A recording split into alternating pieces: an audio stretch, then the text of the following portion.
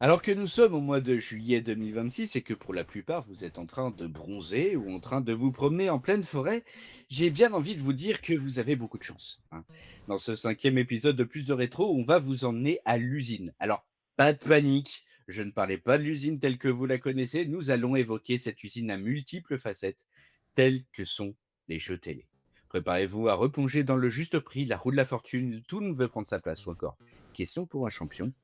Générique, maestro.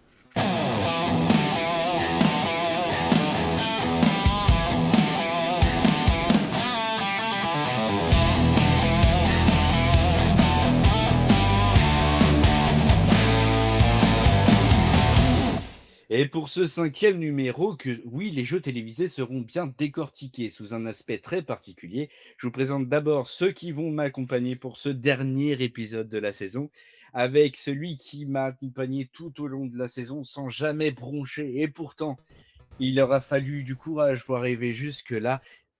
Zema, bonsoir. Bonjour, bonsoir, peu importe, à l'heure que vous nous écoutez. Bah, écoute, ça va très bien. On espère que ce numéro-là, se passera à merveille. Et j'espère aussi qu'il se passera à merveille et j'espère que ce voyage dans les jeux télé se passera tel que on l'aura imaginé. Avec moi aussi celui qu'on appelle la Bible de la télé. Alors, il y a la Bible française, mais lui, il est une Bible européenne. Il connaît, l'Allemagne et l'Autriche sous le monde télévisé mieux que personne. Monsieur Guillaume est avec nous. Bonsoir, bonjour, guten Morgen, guten Abend à tous. Voilà, je fais un peu à la Arte. Voilà, très heureux d'être ici pour voilà cette émission un peu spéciale avec un invité spécial et surtout en plus pour parler d'un type d'émission qui est aussi très très populaire en Allemagne, tout comme en France. Et justement, on pourra aussi en parler un petit peu. Et puis, je vous avais annoncé une surprise pour cette fin de saison. Le climax, le top du top. Il a été l'un des chroniqueurs de Valérie Damido, de Félix Munier ou encore plus récemment de Faustine Bollard dans Les Enfants de la télé. Il est comédien, animateur, mais également raconteur d'histoires. On parlait lors du numéro de la croisière avec la saga de l'été. Lui, la croisière fait partie de sa vie. Tant il a des cordes, non pas son arc, mais son navire. Mesdames et messieurs, je vous demande d'accueillir sous vos applaudissements celui qui est l'auteur de son voyage en comédie, Monsieur Thomas Croisière. Bonjour, je suis très fier d'être le top du top. Comment tu vas, Thomas? Ben, ça va, après quelques problèmes de connexion, mais ça, c'est ce qu'on appelle du making-of qui n'appartient qu'à nous. J'ai l'impression Exactement. que je suis confortablement installé dans votre chat room. Alors, je ne sais pas comment on appelle ça, mais je vais être ravi de communiquer et d'échanger sur les jeux, parce que c'est une de mes grandes passions. J'en ai fait en tant que euh, Pangouda, j'en ai fait en tant que producteur, en tant que développeur, et puis surtout animateur. Et puis je regarde des jeux aussi, donc ça va être passionnant. Et puis, je suis très curieux de savoir ce qui se passe en Allemagne et en Autriche. Guten Abend. On va être, on va pouvoir apprendre plein de choses justement sur les jeux télé grâce à toi aussi. Mais avant que l'on connaisse un petit peu plus cet univers de Thomas Croisière, on va passer aux 4 infos de ce mois de juillet avec, une nouvelle qui ne va pas ravir justement certains fans de jeux télé, certains fans de programmes télé, puisque France Télévisions rabote ses quotidiennes. Et c'est une petite révolution qui se prépare à France Télévisions. Confronté à des contraintes budgétaires de plus en plus fortes, le groupe public a décidé de revoir sa grille et plusieurs émissions diffusées de manière quotidienne qui vont en faire les frais. Parmi elles, Flavien en France, mais aussi le Zapping Vue, encore le jeu Duel en famille, malgré la volonté de Cyril Ferraud d'avoir un duo pour prendre sa suite. Certaines émissions vont disparaître, d'autres verront leur rythme de diffusion considérablement réduit. Les maternelles, par exemple, devraient passer d'un rendez-vous quotidien à une diffusion hebdomadaire. Même sort pour Bel et Bien Ensemble, la déclinaison quotidienne de Bel et Bien, dont la diffusion le samedi, est gardée. Quant à Vue, programme pourtant emblématique de France 5, entre C'est à vous et C'est à vous la suite, son avenir est désormais scellé. On passe également à France Télévisions, mais France Télévisions avec Roland Garros, puisque le tennis n'a jamais été un événement aussi populaire pour France Télévisions. Cette année encore, le tournoi a permis au service public de signer des audiences remarquables avec plusieurs records à la clé. Le moment le plus spectaculaire est intervenu lors de la balle de match entre Joao Fonseca et Novak Djokovic. Diffusée sur France 3, la rencontre a culminé jusqu'à 5,5 millions de téléspectateurs en avant-soirée et surtout 35% de part d'audience. Un score exceptionnel pour la chaîne à cette heure-là. Mais ce n'est pas tout. Quelques jours plus tôt, le jeune Français Moïse Kouamé avait provoqué un véritable engouement. Le match avec Adolfo Daniel Valero a réuni jusqu'à 2,95 millions de téléspectateurs, soit 45% du public, donc 42% sur les fameuses ménagères. Au total, Stéphane Silbo Gomez, le numéro 2 de France Télévisions, a annoncé que le tournoi a touché 39 millions de personnes dès la première semaine, 35 millions de vidéos vues et 300 millions de vues sur les réseaux sociaux. Est-ce que vous voulez savoir ce qui attend les téléspectateurs de TF1 à la rentrée, les amis? Mais oui. Oui! Eh ben, comme chaque année, TF1 prépare une rentrée placée sous le signe des nouveautés. La chaîne entend capitaliser sur ses marques fortes tout en lançant plusieurs nouveaux programmes destinés à renouveler son offre. Les téléspectateurs pourront retrouver koh The Voice, Danse avec les stars, Star Academy ou encore les grandes fictions françaises comme Oradour avec Matt Pokora ou encore le réseau Corneille avec Laetitia Casta et à la vie avec Muriel Robin et Julie Debona. Mais TF1 mise aussi sur le retour de formats comme Qui sera le plus nul ou encore Le Dernier Cercle. Le groupe a également lancé le partenariat et la diffusion de ses chaînes avec la plateforme Netflix. Et enfin, dernière info, c'est une page importante qui se tourne au sein du groupe M6, puisqu'après 20 années passées dans l'entreprise, Jérôme Foucret a annoncé son départ, une décision qui a surpris le paysage audiovisuel, tant le dirigeant occupait une place centrale dans l'organisation du groupe. Au fil des années, il avait gravi les échelons jusqu'à devenir le directeur général des programmes et des activités liées à la musique, au spectacle, aux événements et à l'humour. Il a également joué un rôle majeur dans le développement de plusieurs marques du groupe. Dans un message publié sur les réseaux sociaux, Jérôme Foucret a remercié les équipes avec lesquelles il a travaillé durant ces 2 décennies, sans toutefois préciser les raisons de son départ ni dévoiler ses projets futurs. C'est un départ majeur pour le groupe M6, quelques mois après celui de Frédéric de Vincel, l'ancien patron des sports du groupe M6. Voilà. Est-ce que vous voulez réagir à ces 4 infos? On va laisser place quand même à l'invité. Je pense que c'est le le le le mieux pour commencer ce grand débat, autour de ces 4 infos. Thomas, est-ce que tu as envie de réagir sur l'une des 4 infos et soit donner ton avis, soit justement donner ton ressenti par rapport à tout ça? Bah, il y a plusieurs choses. Déjà, sur l'arrêt de certaines émissions de France Télévisions, et ben, on va espérer qu'ils vont faire ce qu'on appelle, du less is more, c'est-à-dire du moins c'est plus. Et donc, moi j'ai toujours eu une petite image, qui est que lorsqu'on va dans les urinoirs, je ne sais pas si vous avez la même expérience que moi. Si on veut faire bouger la petite boule de javel, Mmh. quand on fait pipi, il faut mieux pisser avec un jet concentré. Si on pisse en arrosoir, on la fera jamais bouger. Donc parfois, pour certains programmes, typiquement pour Bel et Bien, qui était déjà une émission hebdomadaire et qu'ils ont passé en quotidienne la saison dernière, bah, les D'accord. audiences de la quotidienne ne fonctionnaient pas suffisamment pour que l'émission perdure. Donc ils la remettent en hebdomadaire, puisque c'était une émission et une promesse qui justifiait cette programmation-là. Donc, moi, il y a pas de souci pour, arrêter certaines émissions qui ne fonctionnent pas et puis d'autres peut-être se reconcentrer et au lieu de les faire sur 5 fois 1 heure, bah, les faire en 1 fois 1 heure et demie, pourquoi pas? Mmh. Par ailleurs, quand j'écoute, les audiences ou les performances d'audience sur le tennis, j'ai un peu l'impression que les succès d'audience sont en première semaine, c'est-à-dire quand il y a encore des Français et quand il y avait encore Djokovic. Alors est-ce que ça vaut pas le coup de se dire: «Tiens, finalement, on va diffuser que la première semaine parce qu'après, il y a que des tennisman qu'on ne connaît pas et dont on se fout un peu». Alors, pour le Heu, coup, en finale, pour rebondir sur ce que tu dis, la finale a cartonné. Elle a ah oui, si, fait, si. elle a totalement cartonné, notamment sur le 4e set où ça a été jusqu'à des pics à plus de 50 de part d'audience sur les cibles commerciales. Là, OK. je l'ai pas donné, mais la victoire de Zverev, justement a été, face à l'italien a été, une grande audience Tu pour vois? France Télévisions. Et c'est là que c'est préoccupant parce que tu es un grand professionnel et j'imagine que tu l'as regardé, tu ne sais même pas le nom de l'italien. tu vas devoir aller le chercher sur internet. Donc bon, Exactement. bref, c'était une petite boutade Exactement. et quant à Jérôme Coupet, effectivement, bah, ça fait, plus de 20 ans, au sein du groupe M6. De temps en temps, c'est quand même bien d'aller voir, d'autres choses et de se lancer de nouveaux challenges et c'est vrai qu'une fois que tu es, bah, directeur général, qu'est-ce que tu peux faire derrière si ce n'est, continuer à être directeur général? Mmh. Donc c'est une belle opportunité. Vous évoquiez le nom de Frédéric de Vincel qui est parti, il y a plus que quelques mois, hein. Il est parti, je crois, l'année dernière Ouais, il est parti et le 30 avril 2025.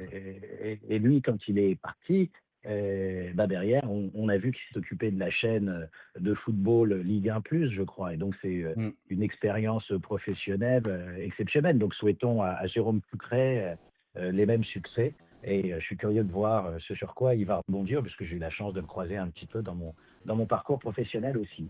Et c'était quoi ta quatrième nouvelle, dis-moi? La 4e nouvelle, c'était, les ce qui attend les téléspectateurs de TF1 à la rentrée. Ah oui, TF1, mais là où je suis surpris, c'est qu'ils annoncent, hormis, la diffusion, ils ont fait une grosse communication sur leur distribution. C'est-à-dire que Oui, maintenant, on va pouvoir voir les programmes sur Netflix et d'ailleurs, c'est aussi des programmes avec des coupures pub, hein. C'est ça le modèle qui est intéressant. c'est C'est-à-dire ça. que, pour eux, c'est, un moyen de faire rentrer plus de revenus publicitaires puisque, de ce que j'en ai compris dans leur communication, c'était que beaucoup de gens, de nouveaux téléspectateurs maintenant ne passent plus par les chaînes de télévision classiques, ils passent par le portail de leur plateforme. Donc, c'est C'est donner ça. de la visibilité au programme de TF1 de gens qui n'allument plus classiquement comme moi qui suis né au XXe siècle, je faisais, hein, c'est-à-dire avec ma télécommande, on allume sur 1, 2, 3, 4, 5, 6 et on fait du zapping. Là, c'est rentré par le catalogue Netflix.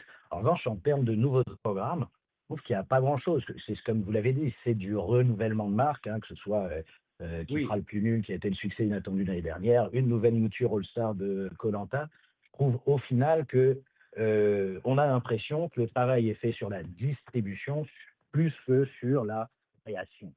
Après, il y a aussi, sur le flux, effectivement, ça sera plus du renouvellement de marque et Ouais. essayer de capitaliser sur, les marques fortes. En revanche, sur les fictions, c'est là où il frappe fort parce qu'effectivement, il y a aussi le partenariat avec Netflix qui, capitalise un peu, ils essaient de capitaliser justement sur les fictions et sur le partenariat avec Netflix pour essayer de rentabiliser ce partenariat-là. Et Donc puis, je suis curieux de voir ce que Matt Pokora pourra donner dans Oradour sur Glane, oui, parce qu'une des dernières fois où ce drame a été mis au cinéma, hein, c'est le drame qui a inspiré Le Vieux Fusil de Robert Enrico dans les années 75 avec Romy Schneider et Philippe Noiret. Donc, je souhaite bonne chance à Matt Pokora. et ben, merci beaucoup Thomas pour, cet avis, éclairé. Est-ce que, pendant que tu étais en train de parler, il y a un des chroniqueurs justement, qui, nous a un petit peu, dit: «Oui, je serai en retard», mais finalement il est là, il est bel et bien là. Valentin, merci d'être là. Salut à tous, bah, ça parlait tennis au moment où j'arrive, quoi. Il y a Ben rien de mieux voilà! pour m'appâter. En fait, je savais comment t'appâter. Je me dis: «Tiens, il est au restaurant, je vais parler tennis, je suis sûr il va arriver en 2-2». Vraiment Exactement, c'est là, ce qui s'est passé. J'ai entendu 4e set Zverev, je fais ah, ça parle tennis. Alors Manu, j'ai pas entendu ton info. Déjà bonjour à tous, bonjour Thomas. J'ai pas bonjour. entendu ton info. J'ai compris que ça parlait audience, mais je sais pas Oui. si tu as dit si sur France Télé ça a bien marché, sur la chaîne TNT en Angleterre, je pense, ou aux États-Unis, ça a réalisé la pire audience historique le tennis, la finale de Roland Garros, parce que c'est pas Alcaraz, parce que c'est pas Sinner, parce que c'est pas Djoko. Oui, du coup, en fait, le manque de «stars» entre guillemets, même si Zverev, Oui, c'est c'est le plus une star quatrième de homme connu. Oui. voilà, c'est le numéro 4 mondial, mais on est effectivement très loin d'Alcaraz, de Sinner, de Djoko, et même avant lui de Federer ou de Nadal, oui, Nadal. bien sûr.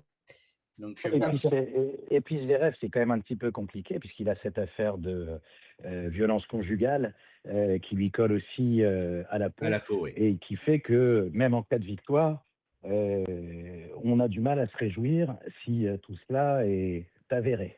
Et il a une mauvaise réputation sur le circuit en plus, Zverev. Il est réputé pour être pas très sympathique parfois, donc bon, c'est compliqué. Et Oui, mais John McEnroe aussi, Connors aussi, Henri Lecomte aussi, et ça ne les a pas empêchés d'être des grands champions et oui, mais qui attention, parce justement que non. c'est là où justement, comme Ils avaient tu le le jeu disais, aussi. Voilà et puis, ils avaient le jeu, mais surtout on est sur, 2 époques, j'ai envie de dire, même si, j'aime pas trop dire ça, mais 2 époques différentes ou en tout cas 2 méthodes de communication et 2 méthodes de, disons que qui sont totalement différentes. Aujourd'hui sur les, tu tapes une info sur les réseaux sociaux, elles sont là à 30 secondes, hem, alors qu'avant c'était pas forcément le cas. C'est peut-être pour ça aussi.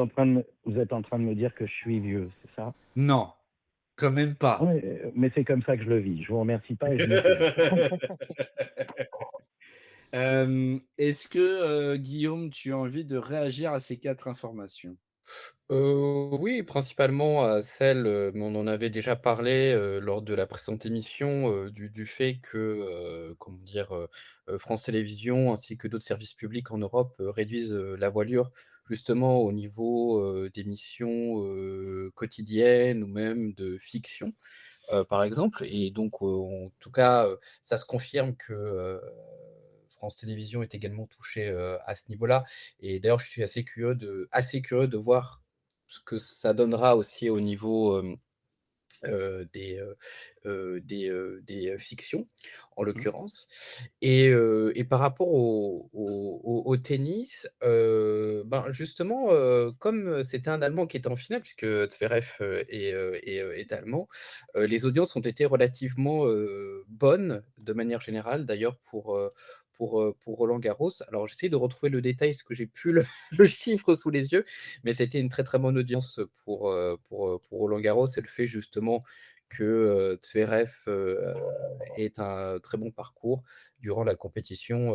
a, effectivement, aidé et pour les 2 autres informations, voilà, j'ai pas d'avis, particulier si ce n'est que pour la personne qui, quitte, M6. C'est important aussi, des fois de changer un peu de crèmerie, comme on dit, et surtout, quand on reste 20 ans dans une entreprise et de surcroît dans une chaîne de télévision, dans une radio. D'ailleurs, on en avait, parlé la dernière fois avec le cas de Nagui, hein, Mmh. qui va quitter France Inter au bout de 14 ans. Ben, des fois, c'est aussi intéressant aussi de se donner des nouveaux défis. Max, enfin, si tu as envie de réagir à ces 4 infos, je te laisse libre cours. À toi. Bah, écoute, oui, bah, je vais bien réagir, il y a pas de souci. France Télévisions, bah, c'est triste, mais bon, après comme je sais qu'il y a des émissions où, malheureusement, ils font plus tellement de termes d'audience que s ils sont obligés, d'être supprimés, ça, j'en suis d'accord. En revanche, là où je trouve ça un peu triste, c'est pour, Vue, le zapping, de Mmh. Patrick Chenet où, c'est un petit peu, tu vois, vraiment de la compréhension en se demandant, bah, comment ça se fait, bah, que ça arrive, on comprend pas pourquoi. Concernant Roland Garros, alors je suis vraiment Alors, désolé pour attends 2 secondes parce que je me permets d'intervenir. C'est Patrick Menet, le Oui. Patrick producteur Menet. Oui, oui, voilà, désolé. de Vue, qui était aussi le producteur historique du zapping sur Canal+. Oui, voilà, je confonds toujours, je suis désolé. Ah, pas me taper. Pour, bah, là, le tennis, malheureusement, je suis pas vraiment le spectateur, aguerri pour Roland Garros. Ça arrive que je regarde de temps en temps, même si, heu je préfère, me rappeler que la chaîne digitale sportive, de France Télé, c'était vraiment très intéressant et au niveau des commentaires et j'espère qu'un jour que France Télévisions mettra enfin, certaines personnes, sur France 2, France 3, à la place de Laurent Luhat.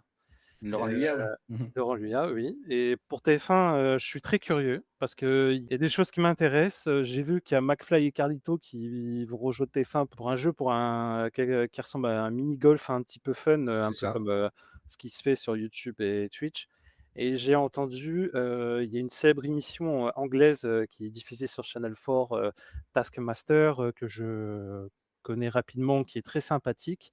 Je suis curieux de voir, comment Camille Combal, va amener ça. J'espère en tout cas qu'il va essayer, qu'il va réussir en tout cas à adapter ce format en France. Il devait normalement remplacer, Alain Chabat qui devait le faire. mais on va bien voir comment, il va réussir, ce challenge. Hem, Par contre, juste sur le mini-golf, perso, j'y crois pas du tout parce que souvenez-vous, il y avait eu l'adaptation de Marble Mania, un concours de billes produit par Arthur avec Camille mmh Combal et Johan Rioux notamment. Ça avait été un flop d'audience et honnêtement, le mini-golf, je sais pas si ça peut marcher, en télé, surtout que les formats un peu pour le digital YouTube, ça fait pas forcément bon ménage avec la télévision. Donc, honnêtement, je pense que c'est pas une très bonne idée de la part de TF1, cette nouveauté. OK. C'est c'est pour ça que pour moi, là, je suis un petit peu curieux de voir qu'est-ce que ça va donner. Est-ce que c'est un programme qui serait vraiment fait pour TF1 ou plutôt pour TMC ou TFX? Ça, c'est quelque chose qu'il faudra voir. Je voulais vous demander une chose, est-ce que, pour vous, TF1 va plus miser sur la fiction qu'autre chose pour capitaliser justement sur le partenariat Heu Netflix? Moi, je pense qu'effectivement, TF1 va, justement plus miser sur la fiction et je trouve que le cas de TF1 est assez intéressant parce qu'ils ont vraiment, mis les bouchées doubles, en fait, en termes de fiction de qualité. Faut dire quand même qu'à une époque, la fiction de TF1 était quand même en berne et ça se résumait à, des, séries policières, ou des séries assez bof, hein, coucou Commissaire Valence.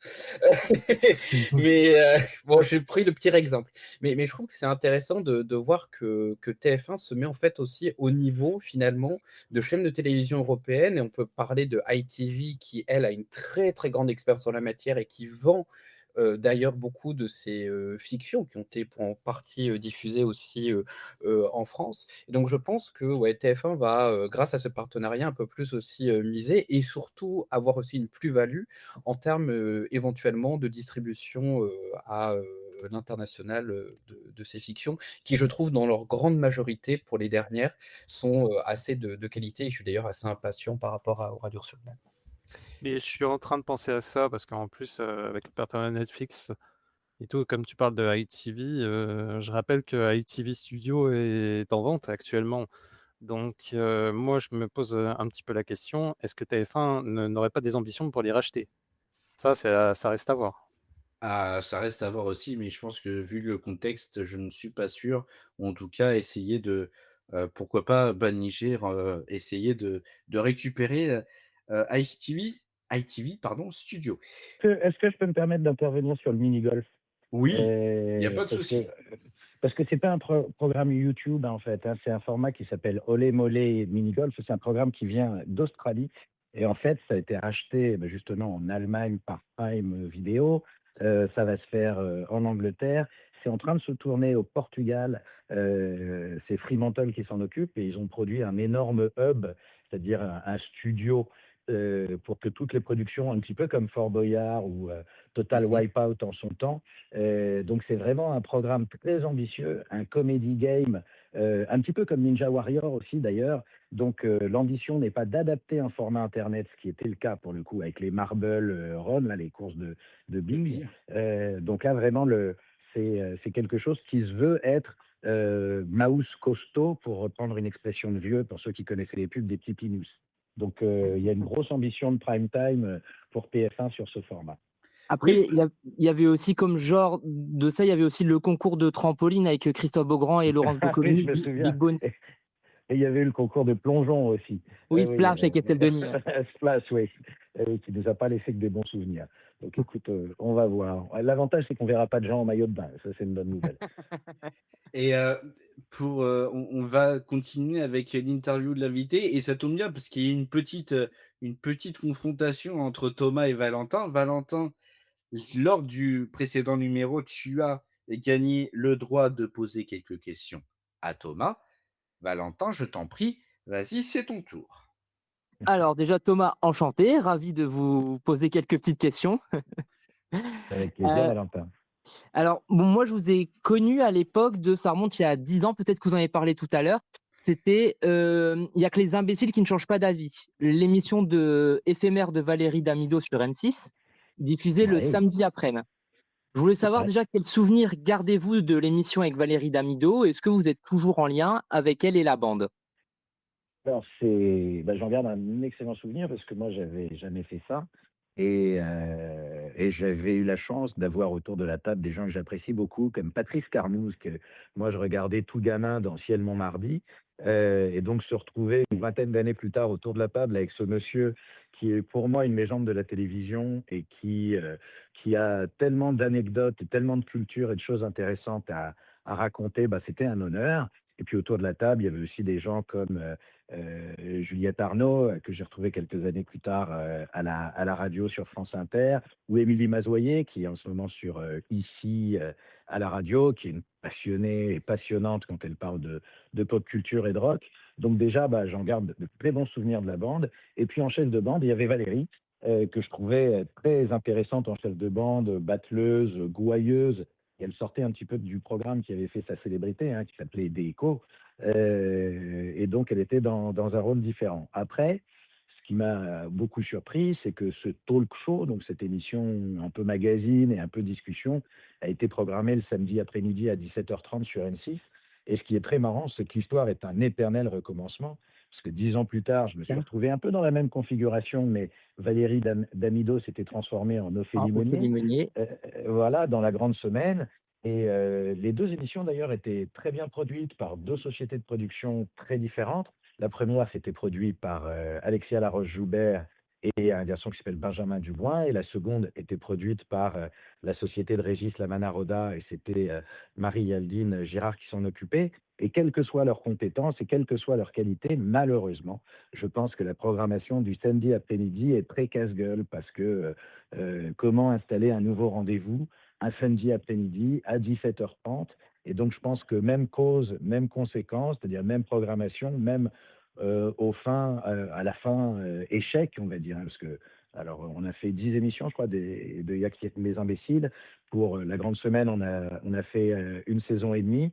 Et au final, bah, tout ça, ça a été beaucoup d'énergie pour, je ne vais pas dire pas grand-chose, mais pour une fin d'histoire qui n'a pas eu grand intérêt. Alors moi, Et j'ai continué pour répondre à ta question initiale à rester en contact. Alors avec l'équipe de Yac les imbéciles, ça s'est un peu distendu, mais on se voit aller une fois par an, une fois tous les 2 ans séparément. La dernière fois que je suis allé voir Patrice Carmouze d'ailleurs sur scène, qui a un seul en scène très intéressant.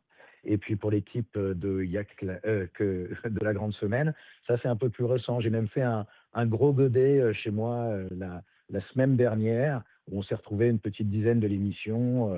C'est très sympa. En fait, ce qui est marrant dans la télévision, ou en tout cas dans les programmes télé, c'est que c'est des aventures humaines. Donc, plus que le programme, c'est les gens que tu rencontres. Et c'est pas que les gens d'ailleurs à l'image, tu vois, c'est aussi les gens qui travaillent derrière. Donc, oui, typiquement, les équipes de rédaction en chef, les équipes de techniciens. Là, par exemple, j'ai eu plus grand plaisir à retrouver un garçon qui s'appelle Guillaume Tardet, qui était journaliste dans l'émission et qui l'a préparé. Donc voilà, on reste en contact et c'est super sympa. Et puis ceux qu'on n'a pas envie de revoir, parce que certains, il y en a certains qu'on n'a pas envie de revoir, eh ben, tu sais quoi? On les rappelle pas. et justement, c'était, le lien. Ma question suivante, c'est, ben, 10 ans plus tard, donc il y a la grande semaine sur un créneau quasiment similaire. C'était un peu plus Oui. tard la grande semaine, il y avait 1 heure de décalage par rapport à Il y a que les imbéciles. Heu, Justement, on vous retrouve 10 ans plus tard comme chroniqueur sur une émission similaire, quasiment sur le même créneau. Est-ce que Ouais. vous avez cru à l'émission sur cette carte compliquée où vous vous êtes dit: «Bah, ça va pas marcher il y a 10 ans, aujourd'hui ça devrait marcher», ou vous vous êtes dit: «Ça va être compliqué en audience, mais j'y vais quand même»? Alors, je vais essayer de répondre de façon pas triviale à cette question, mais en gros, je m'en tamponne les machins avec des raquettes de tennis. Je sais pas comment on peut le dire un peu proprement. Enfin, c'est pas mon sujet. En fait, moi, il faut que chacun sache rester à sa place. Alors, je peux analyser a posteriori, mais je ne suis ni diffuseur ni producteur. En revanche, quand un producteur, un diffuseur m'appelle pour venir m'amuser avec eux, eh ben, je viens m'amuser avec eux. Je leur fais confiance.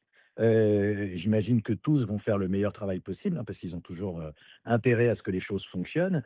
Et donc, je suis à leur service. Et je me pose pas de questions. C'est-à-dire que là, tu vois, typiquement, je viens de débuter dans Les Enfants de la télé, pareil, hein, et c'est aussi de la télévision d'après-midi, même dimanche.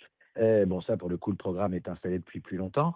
C'est pas ma décision, c'est-à-dire moi je suis pas allé les chercher, comme je suis pas allé chercher les gens de La Grande Semaine, ni je suis allé chercher les gens de Il y a que les imbéciles. En fait, on m'appelle, sans doute parce que je ne suis pas très cher, on m'essaye, on m'adopte et on me conserve et après, à chaque fois que je démarre, bah, j'y vais à fond, j'y crois, je soutiens le programme le plus possible et puis il se passe ce qui doit se passer. Et ma question suivante, du coup, c'est comment, vous avez vécu l'arrêt de l'émission? L'arrêt La de grande la grande semaine? semaine? Oui. Heu, ah, je vais dire que je m'en doutais un peu, parce que quand tu regardes et que tu vois que malgré les efforts et de la chaîne et de la production, l'émission reste en dessous du 1 000 000 de téléspectateurs, ce qui je pense n'était pas satisfaisant. On a frôlé à un moment avec les 900 000, mais la courbe était plate, c'est-à-dire que les scores n'étaient pas indignes, mais ils étaient pas dingues et puis surtout c'est une production fraîche. Donc moi je connais pas le budget de cette émission, mais ça coûte beaucoup plus cher qu'une rediffusion de Cauchemar en cuisine. Et M6, un groupe comme M6, c'est un groupe qui, avant toute chose, cherche à générer de la publicité avec ses programmes. Donc, à un moment, il y a, même si tu soutiens le programme, il y a un arbitrage à faire, hein. Combien ça me coûte, combien ça me rapporte. Et donc, je pense qu'on n'était pas suffisamment rentable. Donc, Oui. je m'en doutais. Bah, je l'ai accueilli, voilà, tu sais, comme bah, c'est la fin d'une histoire. C'était chouette. Il y a qu'un truc qui était un peu relou pour certains de mes camarades, c'est qu'on a été prévenu, je crois, le 13 juillet, hein, donc c'est un peu, allez et bonnes vacances. Alors donc pour certains, de mes collègues, bah, qui comptaient, hein, sur le renouvellement de l'émission parce que tant qu'on ne dit pas que c'est arrêté, bah, tu as du mal à te projeter dans quelque chose d'autre. Pour certains, ça a été difficile parce que, bah, ils ont dû se mettre en recherche d'un travail, à partir du 14 juillet et c'est vrai qu'à la télévision, que vous connaissez un peu, chercher du boulot en plein été, c'est pas la meilleure des façons, hein. Il faut mieux s'y mettre, dès le mois de mars, dès le mois d'avril. C'est là que vous-même avez les premières rumeurs de mercato, que ce soit aussi bien devant ou derrière la caméra, tu vois? Je sais qu'il y a pas mal des équipes qui sont restées sur le carreau à la rentrée de septembre, donc c'était pas cool et c'est d'ailleurs pour ça que j'ai tenu, puisqu'on n'avait pas eu le temps de se dire au revoir, proprement, à organiser un petit godé chez moi, même deux trois petits godets chez moi parce qu'il y a vraiment des gens très sympas dans la bande. Super, bah, merci, ce sera tout pour mes questions. Et Avec du plaisir. coup, Thomas, donc tu as été chroniqueur dans la grande semaine, Valentin, l'a dit et a posé des questions dessus. Mais tu es aussi animateur de jeux, puisqu'on parle des jeux télé. Tu es animateur donc de QE, l'émission qui relève, votre quotient économique sur LCP. C'est tous les dimanches à 20h30 à peu près. Toi qui es un humoriste, un raconteur d'histoires, hem, pourquoi avoir accepté ce challenge? J'aime bien quand tu joues le naïf, parce que si je fais partie de cette émission, c'est parce que tu m'as déjà interviewé sur le sujet Exactement. et je t'en remercie et que franchement cette interview était très sympathique et qu'on avait échangé, toi et moi, sur notre passion commune Oui. pour les jeux et c'est comme ça que j'ai écouté ce que tu faisais et donc votre émission entre autres et que tu as écouté aussi un peu ce que je faisais et que tu t'es intéressé aussi, au truc. Donc, je vais faire semblant de te répondre pour la première fois, pour pas déstabiliser nos auditeurs. Alors, peux-tu me reposer la question? Parce que j'ai oublié ce que tu m'avais demandé. C'est mon âge. Dis-moi. Pourquoi avoir accepté justement ce challenge? Parce que Ah tu es bah, un humoriste et un raconteur d'histoires, mais est-ce que c'est le passionné de télé et le passionné de jeux télé qui a pris le dessus? Ou, non, mais en fait, justement, c'est je suis pas vraiment un humoriste, tu vois? Je suis pas tordant comme peuvent l'être, certains de mes, congénères, qui officiaient sur France Inter ou ailleurs. Je me définis comme un humoriste, hein, mmh. c'est-à-dire, j'apporte de la bonne humeur dans les choses et en fait, plus je, mûris, plus je vieillis, plus c'est vrai, je suis fan de pop culture. Vous pouvez vous en rendre compte, là, on est ensemble depuis une trentaine de minutes et c'est vrai que j'aime la pop culture, que je m'intéresse à tout et j'aime surtout la partager avec les gens, avec ma famille, avec mes enfants, avec mes amis, avec les auditeurs, les téléspectateurs, les spectateurs qui viennent voir mon spectacle. Et plus je vieillis, plus j'ai l'impression de devenir un peu, un Pierre Tchernia, du 21e siècle. Alors je dis ça avec toute la démesure, de ce que peut être le talent de Pierre Tchernia, à qui j'arrive pas aujourd'hui encore à la cheville, mais typiquement, c'est très marrant pour moi de me retrouver, à la table des enfants de la télé parce que, je vous rappelle que Pierre Magic Tchernia était le co-host, le co-animateur de Oui, c'est d'Arte vrai. sur ce format culte et donc moi, j'aime ça, c'est-à-dire partager ce qui nous réunit, hein, la culture, le rire ensemble et cetera et puis surtout Thomas Croisière, bah, en l'occurrence moi, je répond toujours favorablement à toutes les sollicitations. Tu vois, typiquement, tu m'as proposé de participer, à ton enregistrement après, ton interview. J'ai dit: «Avec grand plaisir» et là, pareil, tu vois, pour le jeu sur LCP, pour QE, jamais j'aurais envisagé animer. Alors déjà que LCP fasse un jeu, voilà, ça me semblait étonnant. En prime time, le dimanche soir, parce que c'est effectivement, tous les dimanches à 20h30 et surtout qui pense à moi, tu vois? Avec un regard comme toi d'ailleurs, tu peux me poser parce que je suis un peu touche à tout, mais c'est vrai, on se dit: «Tiens, un humoriste pour faire ça, enfin, un mec de France Inter, mais où est la cohérence?»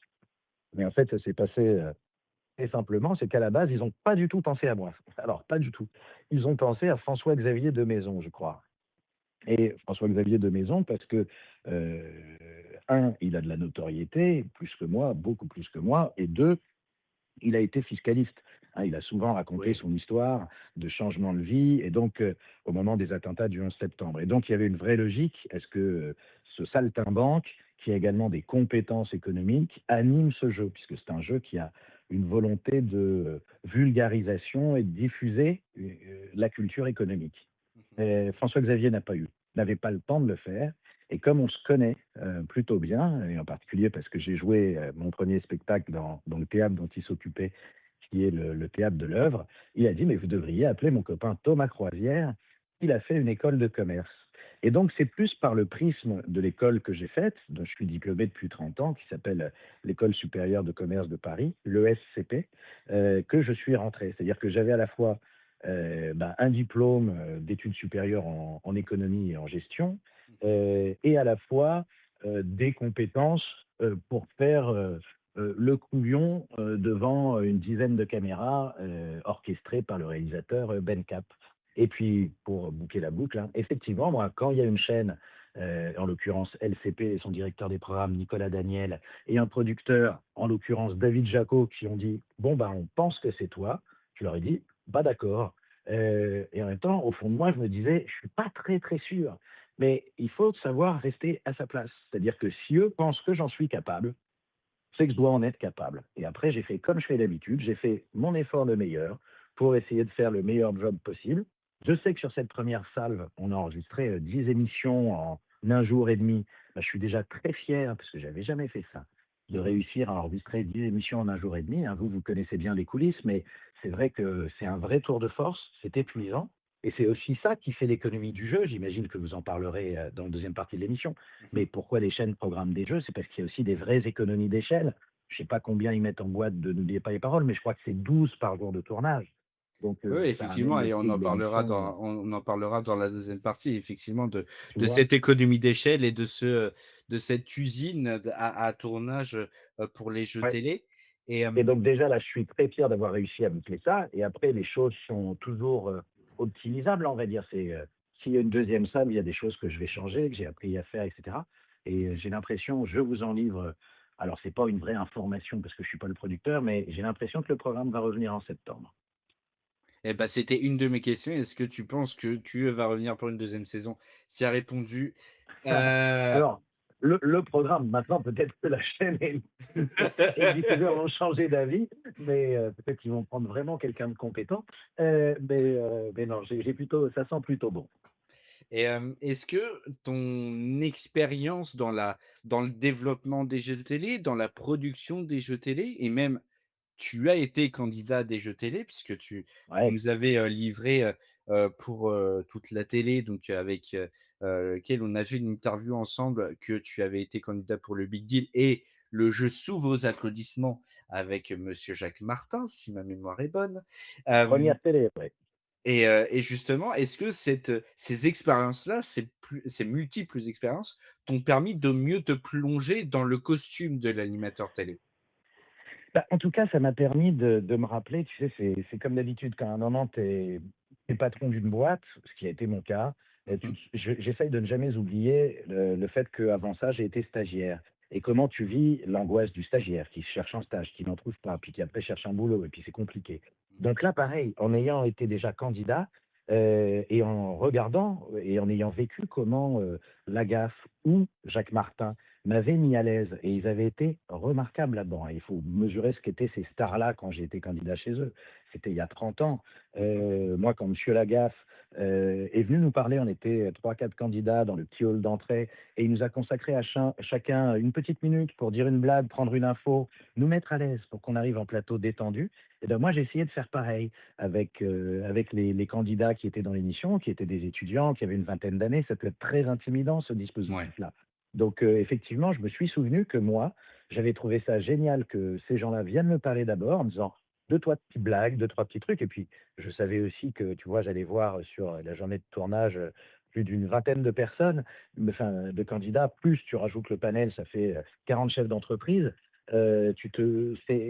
C'est important de passer un petit peu de temps avec eux pour partager, mettre ça Mmh. en place. Et puis ensuite, j'ai surtout essayé de me souvenir par mon passé un peu de développeur et de producteur que la chose la plus importante, c'était de tenir le plus possible le temps de tournage. C'est-à-dire que, tu vois, les équipes, quand elles doivent enregistrer 10 émissions en un jour et demi, chaque demi-heure ou chaque heure supplémentaire de dépassement, parce qu'on ne tient pas le délai, parce que, on a un pan technique et cetera, c'est énormément de fatigue et c'est énormément de coûts. Typiquement, bah, les 2 jours, je n'ai pas déjeuné parce que, je me consacrais à la préparation de mes fiches, des interviews et cetera pour faire gagner du temps à la production. Alors je peux te dire qu'en deuxième saison, je prendrai entrée, plat, dessert, digestif et apéro de bienvenue.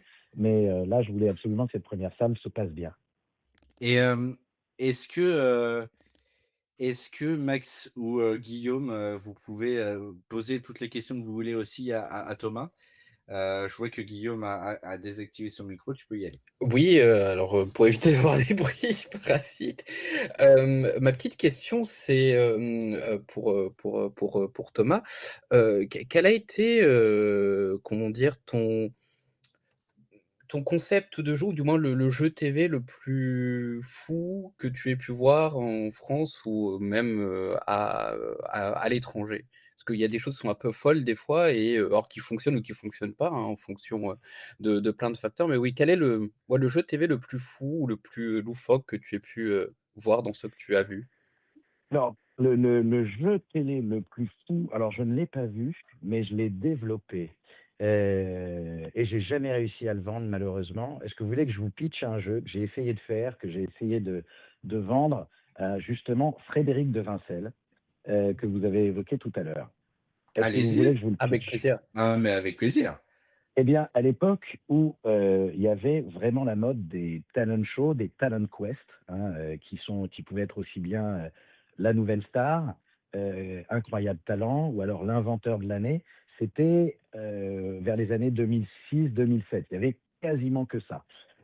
Du talent quest et un gros producteur de ça était Fremantle et à l'époque, je travaillais là-bas et j'avais développé un format qui s'appelait Iron Star. Iron Star en bon français.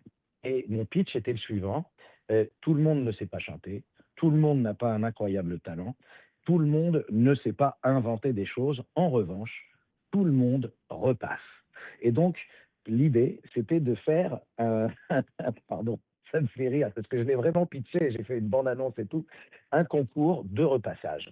Et donc, on faisait ça devant, alors on faisait ça le même principe que la Nouvelle Star avec des queues, tu vois? Devant un magasin de vente, de, type Darty. Alors je sais pas si j'ai le droit de dire des marques chez vous, mais vous voyez, hein, des endroits où on peut acheter des fers à repasser.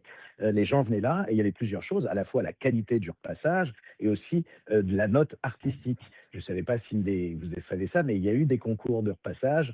Et donc, on avait développé toutes des figures. Par exemple, pour les fans de cinéma, on avait développé la Bullitt, qui est un peu comme Steve McQueen, qui faisait des 360 avec sa bagnole. Et les candidats étaient jugés par Edgar Gros-Piron à l'époque. On avait suggéré comme animateur, parce que c'était le spécialiste des sports de glisse, hein, qui pour nous était leur passage, mais également quelqu'un qui était propriétaire d'un pressing. Enfin voilà. Donc j'ai pitché ça très sérieusement avec des vidéos de démonstration du truc. Et je suis allé, j'ai eu 2-3 rendez-vous quand même très sérieusement. J'ai même pitché à l'international au grand patron de Fremantle. Donc c'était à la recherche de la nouvelle star du repassage. Et je me souviendrai toujours de Fred de Winsel des années plus tard qui me dit, et au moment où il lançait W9, je me souviens encore de ton pitch et je pensais vraiment que tu le filmais en caméra cachée faire un documentaire.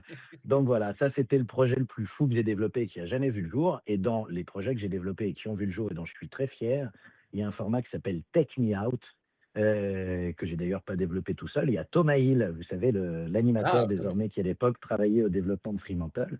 On a développé avec l'équipe du développement, hein, dont Marie-Xavier Rocher, dont Cécile Lamarque, un jeu qui s'appelle donc Take Me Out, qui en français a été adapté par W9 et je crois animé par Jérôme Anthony. C'était Séduis-moi si tu peux, et qui était un dating game show et qui a été adapté dans plus de 30 ou 50 pays dans le monde. Donc c'était vraiment chouette. En France, ça n'a pas été un énorme carton, mais ça s'est vendu dans le monde entier. Et donc le concept était très simple. On était parti un petit peu de ce qu'est le processus dans la vraie vie, c'est-à-dire que un candidat arrivait en plateau, disait bonjour, je m'appelle Thomas, j'ai 52 ans, je suis humoriste.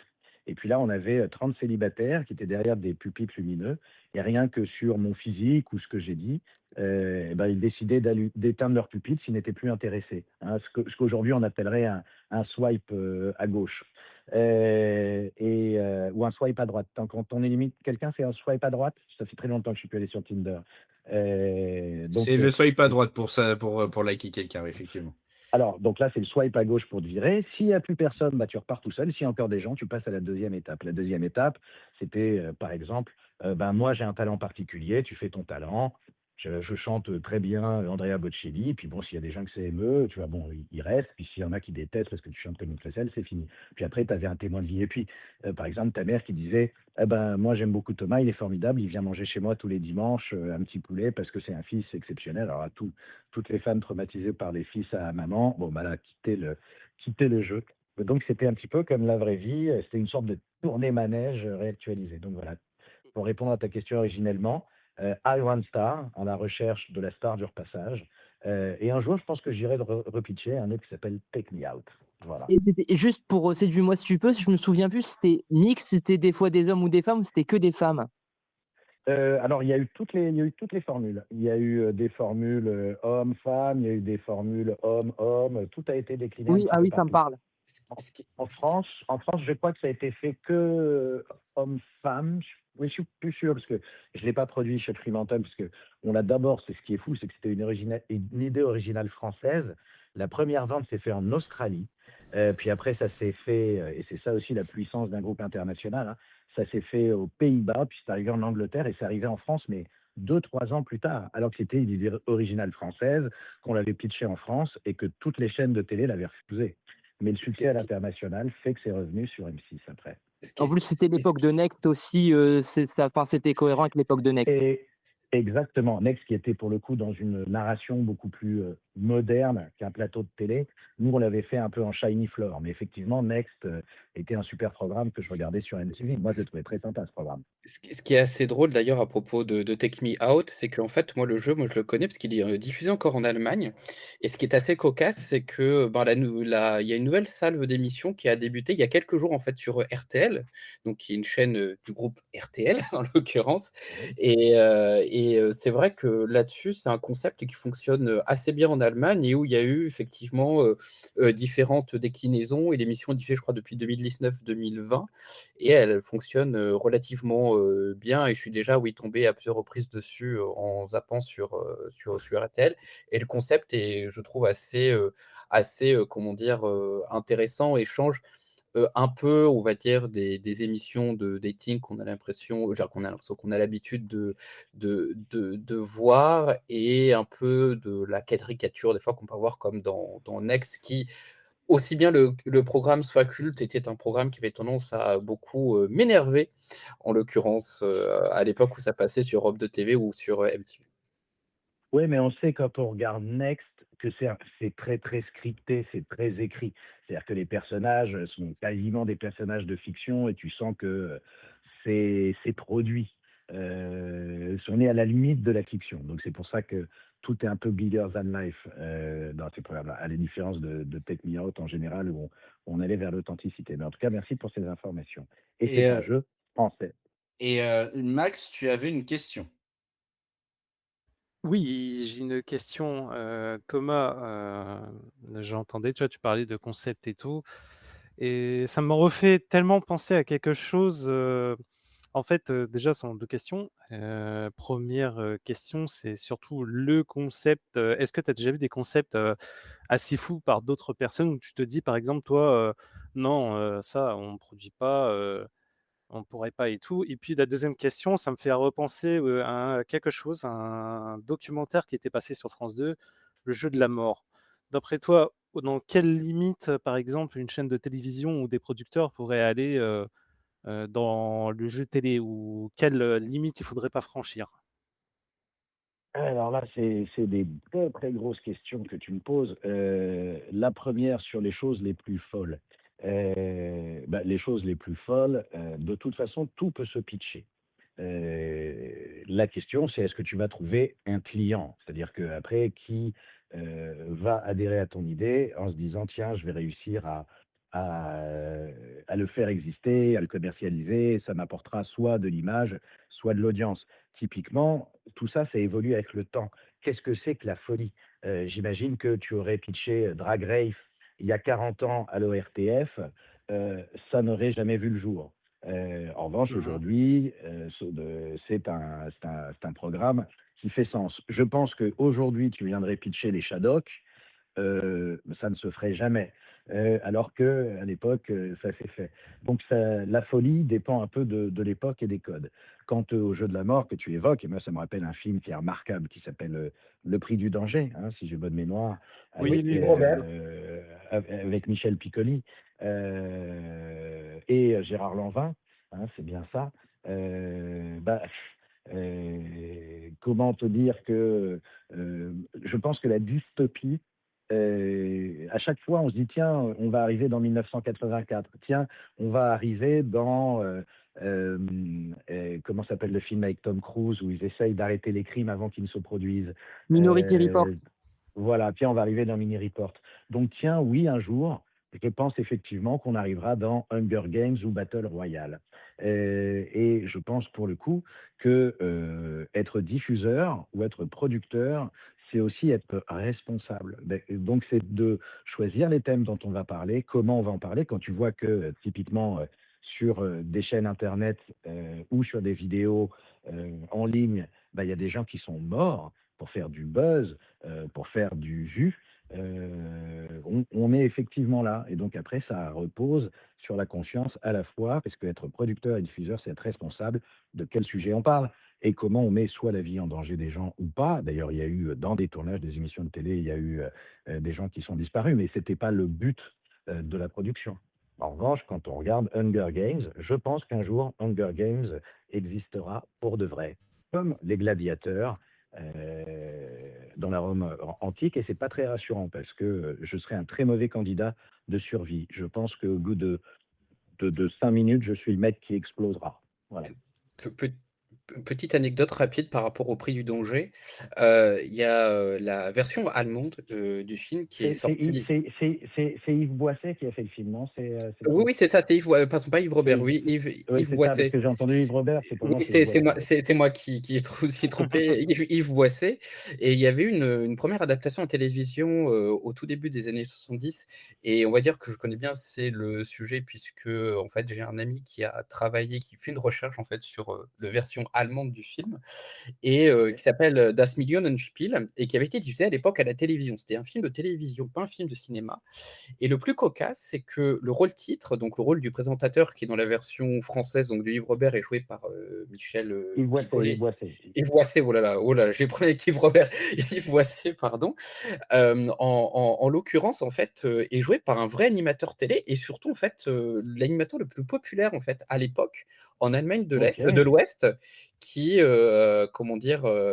S'appelait, il est décédé depuis, mais, qui s'appelait Dieter Thomas Heck, et qui a joué, en fait, son propre rôle dans ce film. Et quand on lui avait proposé le projet, ben, il a accepté, tout de suite. Alors il joue pas sous son vrai nom par contre, mais c'est, l'animateur le plus populaire à l'époque, de la division, ouest allemande qui, ben, joue son propre rôle dans, la version allemande qui s'appelle Das Millionenspiel, et qui est disponible sur internet si pour ceux qui veulent, regarder, qui C'est comprennent c'est l'allemand. C'est génial, je vais regarder. Oh, je suis sûr qu'on peut trouver des sous-titres en plus, donc merci beaucoup du conseil.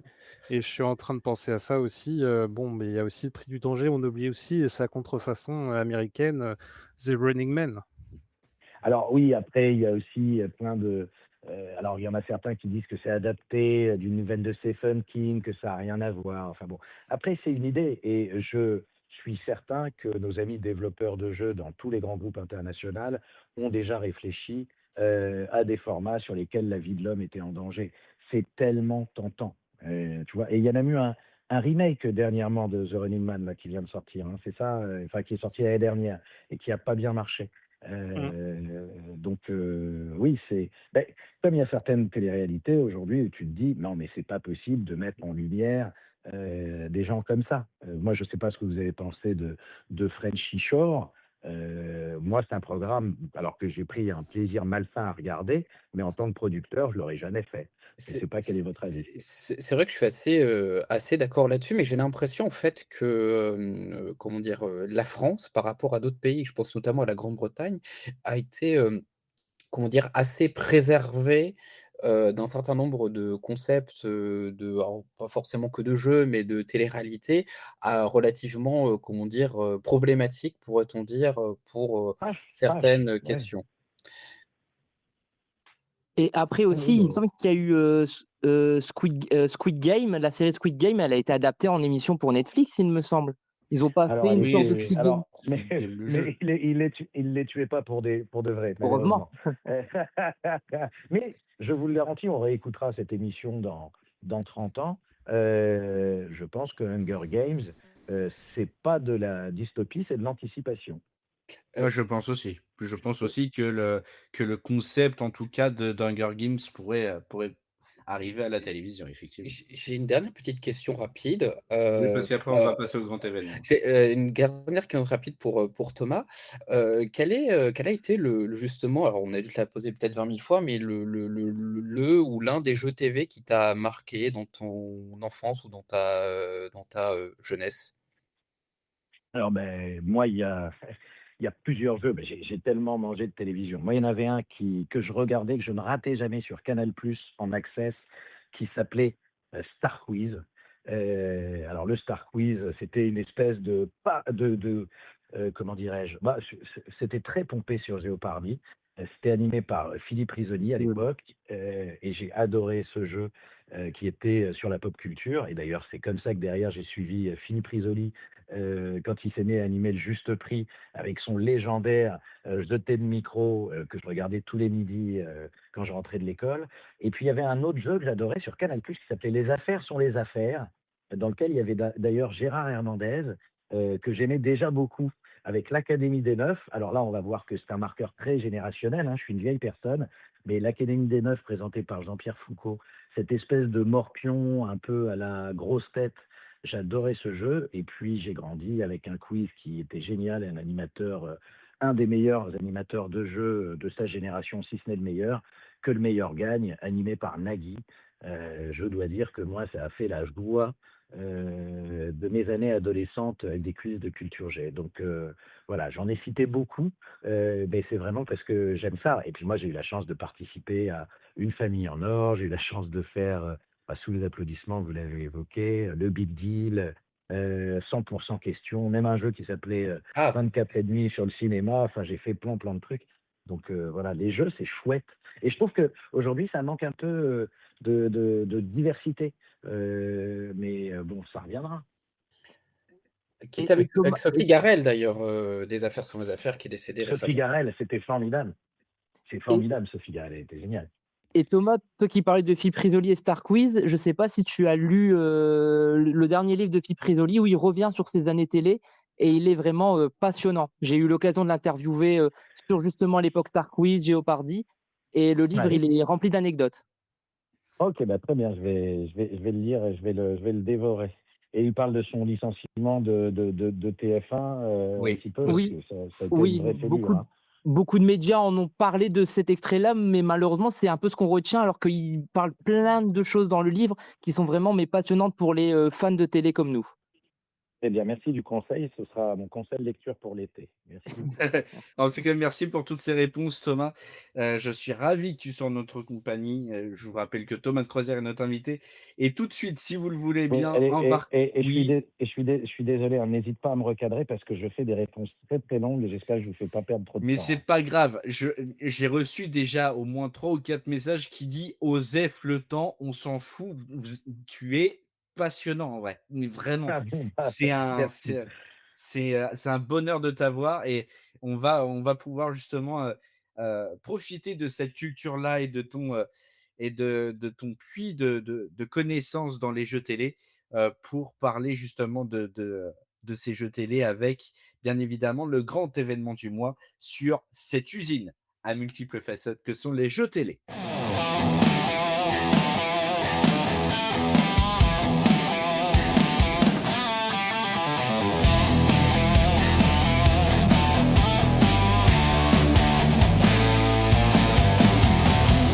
Ah, les jeux télévisés. Ils font partie de ces rendez-vous qui accompagnent les Français depuis des décennies. À l'heure du déjeuner, en fin d'après-midi ou en première partie de soirée, ils ont rythmé le quotidien de plusieurs générations de téléspectateurs. Pourtant, ce que le public voit à l'écran n'est souvent que la partie émergée de l'iceberg. Repartons dans l'histoire si vous le voulez bien. Pendant longtemps, le jeu télévisé a été considéré comme le parent pauvre de la télé.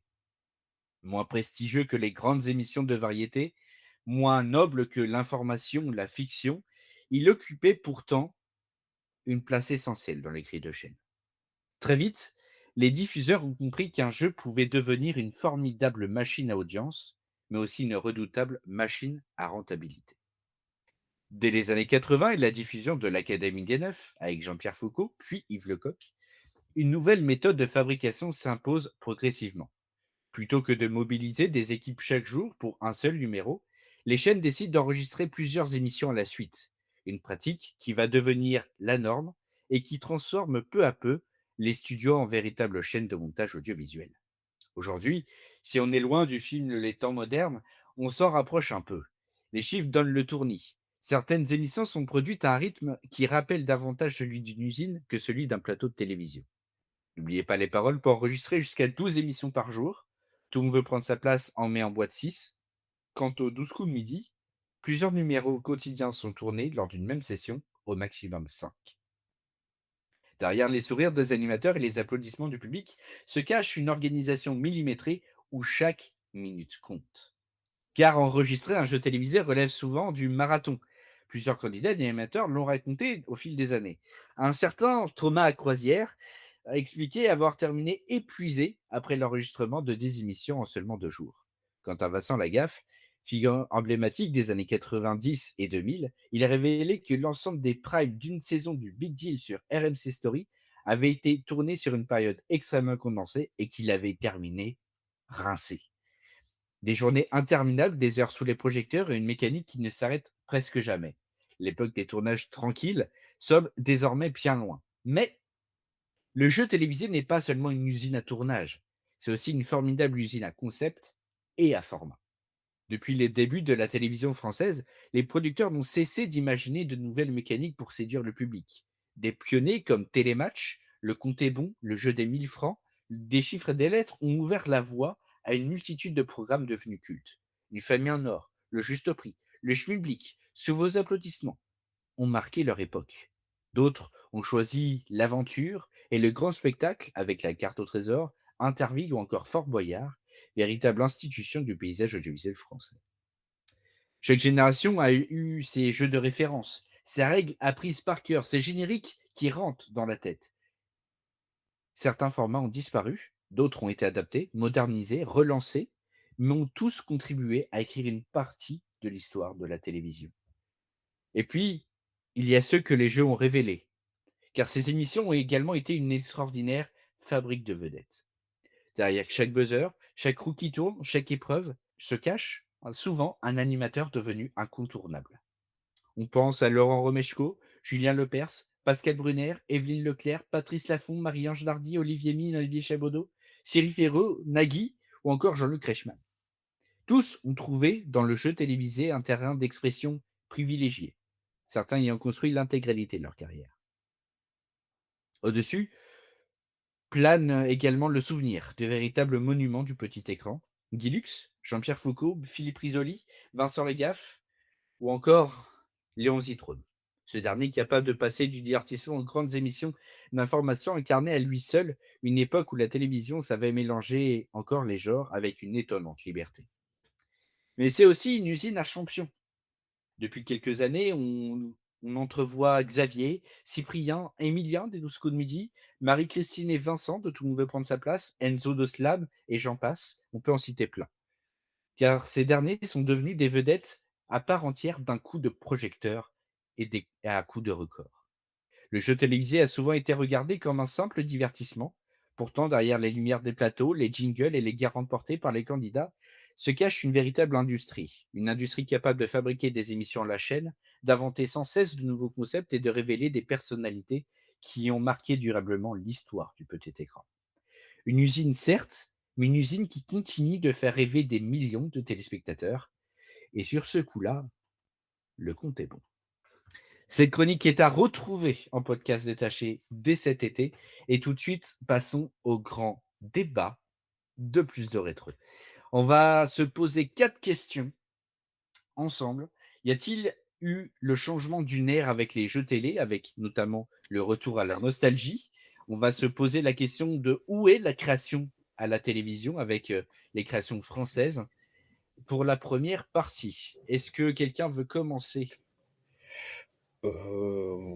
Oui, c'est vrai que, comment dire? Mais on en revient un peu aussi, à la nostalgie et du moins au retour d'un certain nombre d'anciennes, marques iconiques et Thomas l'avait très justement, cité, tout à l'heure, le fait qu'en France et même je trouve aussi finalement si à l'étranger, il y a plus une aussi grosse prise de risque ou du moins de concept intéressant en termes de jeux TV, où il y a beaucoup moins de folie, qu'auparavant et c'est vrai que quand on regarde un peu dans le rétroviseur justement, heu, les divers concepts, j'allais dire de films, pardon, de jeux qu'il pouvait y avoir à la télévision, heu, ben, on se trouve qu'aujourd'hui que c'est un peu sec, un peu désertique ou un peu, comment dire, redondant et souvent des fois des concepts assez simples étaient assez excellents. Je repense, très rapidement à un des premiers jeux de FR3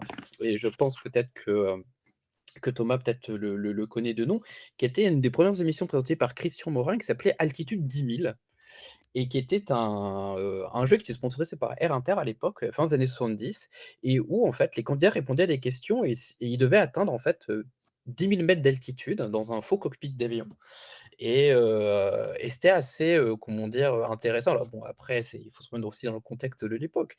Mais je trouve que la mécanique du jeu, même si elle était assez simple, était quand même relativement, intéressante. On peut citer 100 questions, aussi, par exemple. Donc c'est vrai qu'aujourd'hui, malheureusement, il y a une forme de frilosité peut-être de la part des diffuseurs et des producteurs et donc on n'est plus autant de concepts, intéressants ou du moins qui prennent réellement des risques comme on avait, auparavant. Thomas? Je pense surtout qu'il y a un problème, en tout cas, il y a eu un changement de génération des gens qui dirigent les médias et surtout d'origine. Aujourd'hui, les gens qui dirigent les chaînes de télévision ne sont pas des saltimbanques. Typiquement, je crois que Rodolphe Belmer, il a fait l'école polytechnique, hein, le patron de TF1. Mmh. Delphine Ernotte non, il a fait HEC, pardon, il a fait HEC, je crois. Delphine Ernotte, elle a fait Polytechnique. Lara Mandy, le patron du groupe M6, il a fait, Wharton. Bref, ce ne sont pas des gens de programme. Alors qu'à une époque, je voudrais citer pour moi 2 génies des programmes et de la création que sont Alain de Greff du groupe Canal+, et Étienne Moujotte de TF1, 2 personnalités différentes. Il y en avait un, c'est un ancien monteur et l'autre, c'était un ancien journaliste. Donc c'était, des gens très créatifs. C'était des gens qui connaissaient le parcours client et c'était des gens qui mettaient le programme au cœur de la réflexion et la création. Aujourd'hui, les profils sont des profils beaucoup plus marketing, qui sont des profils aussi beaucoup plus financiers, et donc ça n'amène pas la même chose. Et en particulier, il y a eu ces dernières décennies la création du concept de format, qui fait qu'on n'achète plus vraiment une idée, on achète un format et un concept, qui a donc une proof of concept. Pourquoi d'un seul coup on achète tel ou tel jeu? mais c'est parce qu'il s'est fait à l'étranger et quand on l'achète, on se dit: «Ça a marché à l'étranger, ça va marcher chez nous» et moi j'ai eu l'honneur de travailler pour Alain de Greff, dans mes très, très jeunes années, et lui m'avait dit, que le marketing, ça servait toujours pour vendre un programme, mais pas pour le créer et d'ailleurs un des grands concepteurs, du capitalisme, hein, qui s'appelle, Henry Ford, le créateur de la Ford T, donc la voiture qui a démocratisé, enfin le modèle qui a démocratisé la voiture aux États-Unis, avait dit: «Si j'avais fait des études marketing en demandant aux gens ce qu'ils voulaient, j'aurais fait des chevaux qui vont plus vite». Donc, je pense qu'il est aussi important d'avoir à la tête des groupes de médias des gens qui pensent programme, et qui mettent la créativité au cœur de tout. Ce qui a fait étonnant, c'est que, moi j'ai travaillé à la télévision ou dans la télévision devant et derrière sur plusieurs générations, c'est de se dire que pas sur plusieurs générations, sur plusieurs décennies. C'est quand même très marrant de se dire que quand, dans les années 90, je regardais, Le Juste Prix à la télévision animé par Philippe Risoli. Au début des années 2000, j'ai regardé Le Juste Prix à la télévision, animé par, Vincent Lagaffe et puis 15 ans plus tard, M6 rediffuse Le Juste Prix avec Éric Antoine. Excusez-moi, faut pas s'étonner si aujourd'hui les jeunes vont chercher d'autres choses ailleurs. Et il y a aussi un problème de renouvellement de génération. Aujourd'hui, les animateurs de télévision, les plus jeunes, eh ben, il s'appelle, Cyril Ferraud, il s'appelle, Yann Barthès, il s'appelle Cyril Hanouna, c'est des gens qui ont, ou Camille Combal, c'est des gens qui ont 45 ans. Comment voulez-vous que des jeunes, regardent des gens de 45 ans? Ils ont l'âge d'être leurs darons.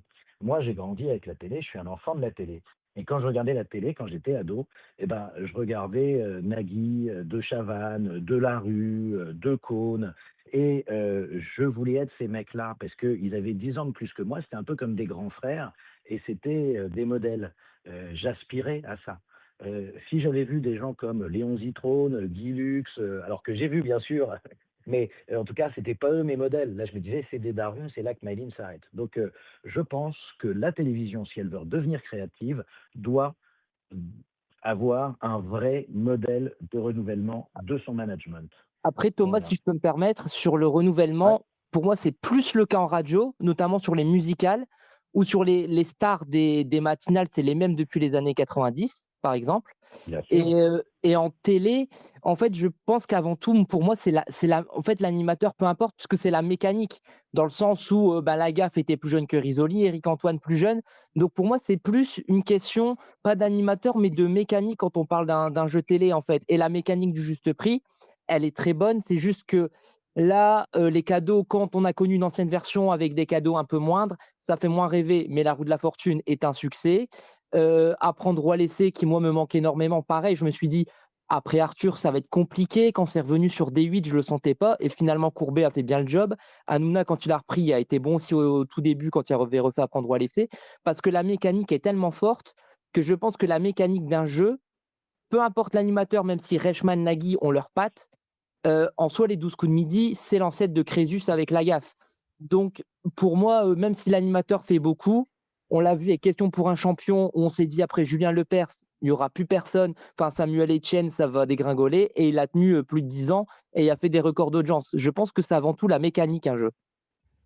Alors, je pense qu'effectivement, il y a des titres ou des formats gold qui peuvent durer, mais jusqu'à l'infini.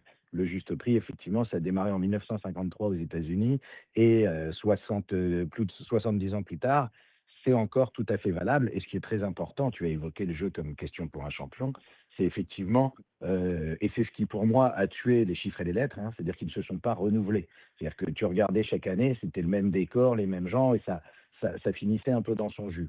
Or, toutes les équipes de production de Question pour un champion, pour citer ce jeu qui est un des plus anciens, si ce n'est le plus ancien de la télévision française, ou même Fort Boyard, ils essayent de renouveler leurs épreuves, leur panel, le profil des candidats pour que ça reste moderne. Donc, je suis tout à fait d'accord avec toi sur le fait qu'il y a des titres gold qui sont nécessaires et qui sont du très bon fond de grille. N'oubliez pas les paroles, c'est quand même incroyable cette aventure en quotidienne sur France 2.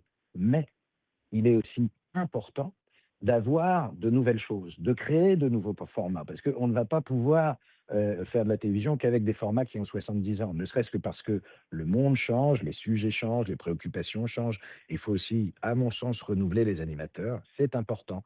Avoir des incarnants qui représentent aussi le public qu'on a aussi envie d'aller chercher. Donc, alors moi, ça m'arrange qu'il y ait très peu de jeunes animateurs. Ça me permet d'être devenu à 51 ans animateur de jeu. Donc, tant mieux. Mais en tout cas, je pense que c'est bien tu vois, on évoquait tout à l'heure des différents jeux, des créations, tu vois, même de personnes comme Armand Jameau.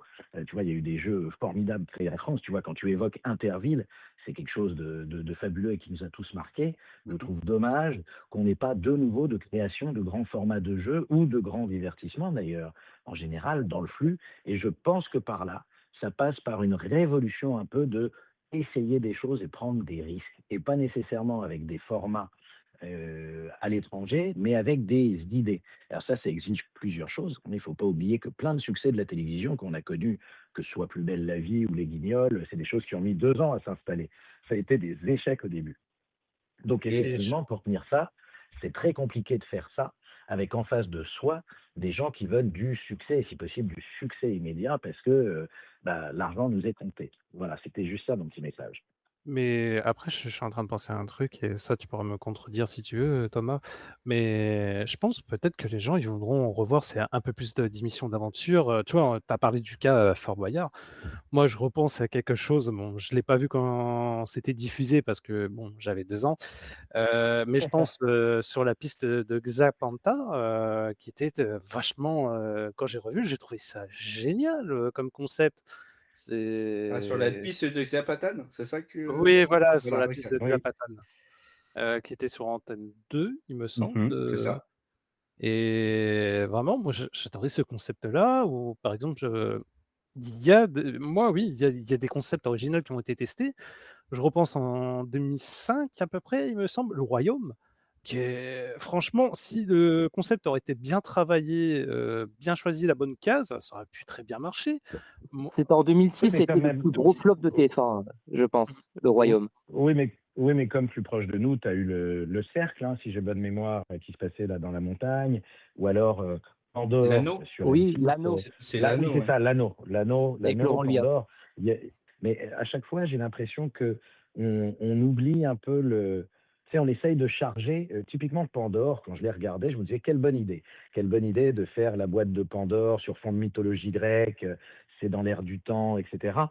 Mais il y avait tellement de couches de mécanique, pour créer de l'enjeu, pour créer de la tension que finalement on s'y perdait. Et j'aimerais de temps en temps qu'on soit à l'épure de la chose. C'est-à-dire que la boîte de Pandore, c'est très simple, c'est il faut pas ouvrir la boîte.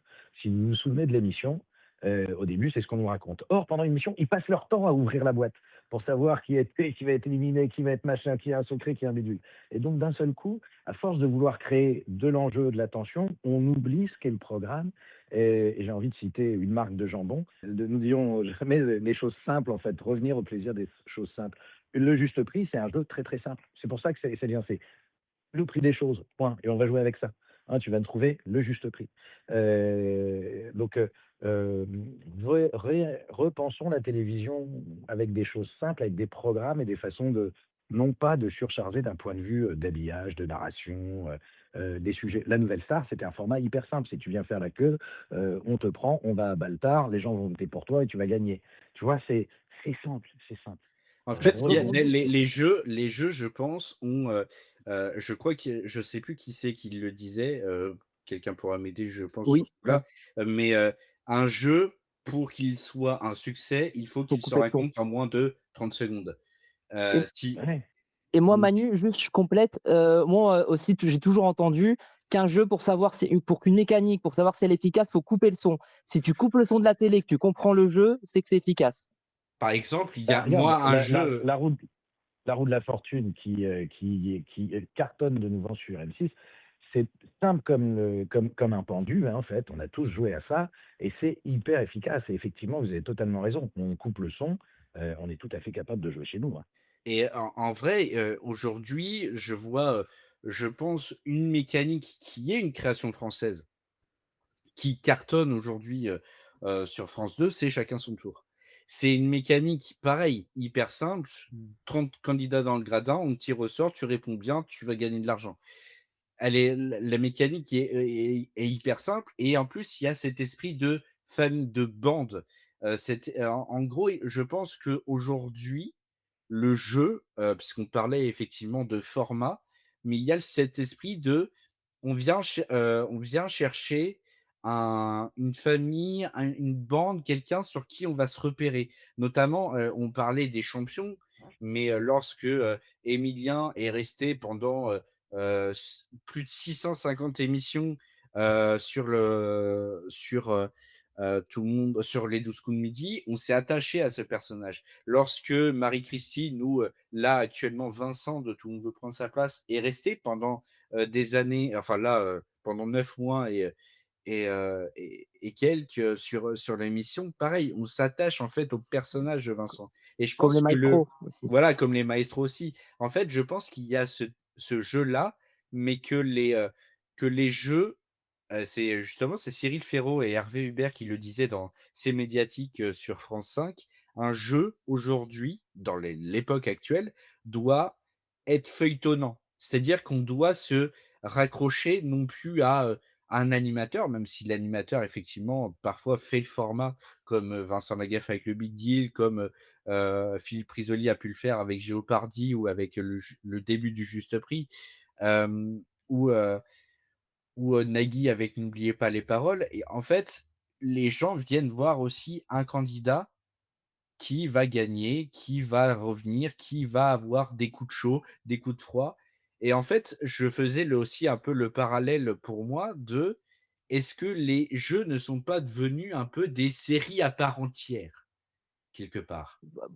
Il y a aussi un peu du story. En fait, c'est un peu, même au-delà du jeu, Emmanuel, pour rebondir à ce que tu dis, quand tu regardes une émission comme The Voice, qui est un télécrochet, ben souvent, on va parler du candidat, son papa, il est décédé, sa maman est malade, il chante pour ça. Et donc, les gens, ils s'attachent à son histoire avant aussi le talent.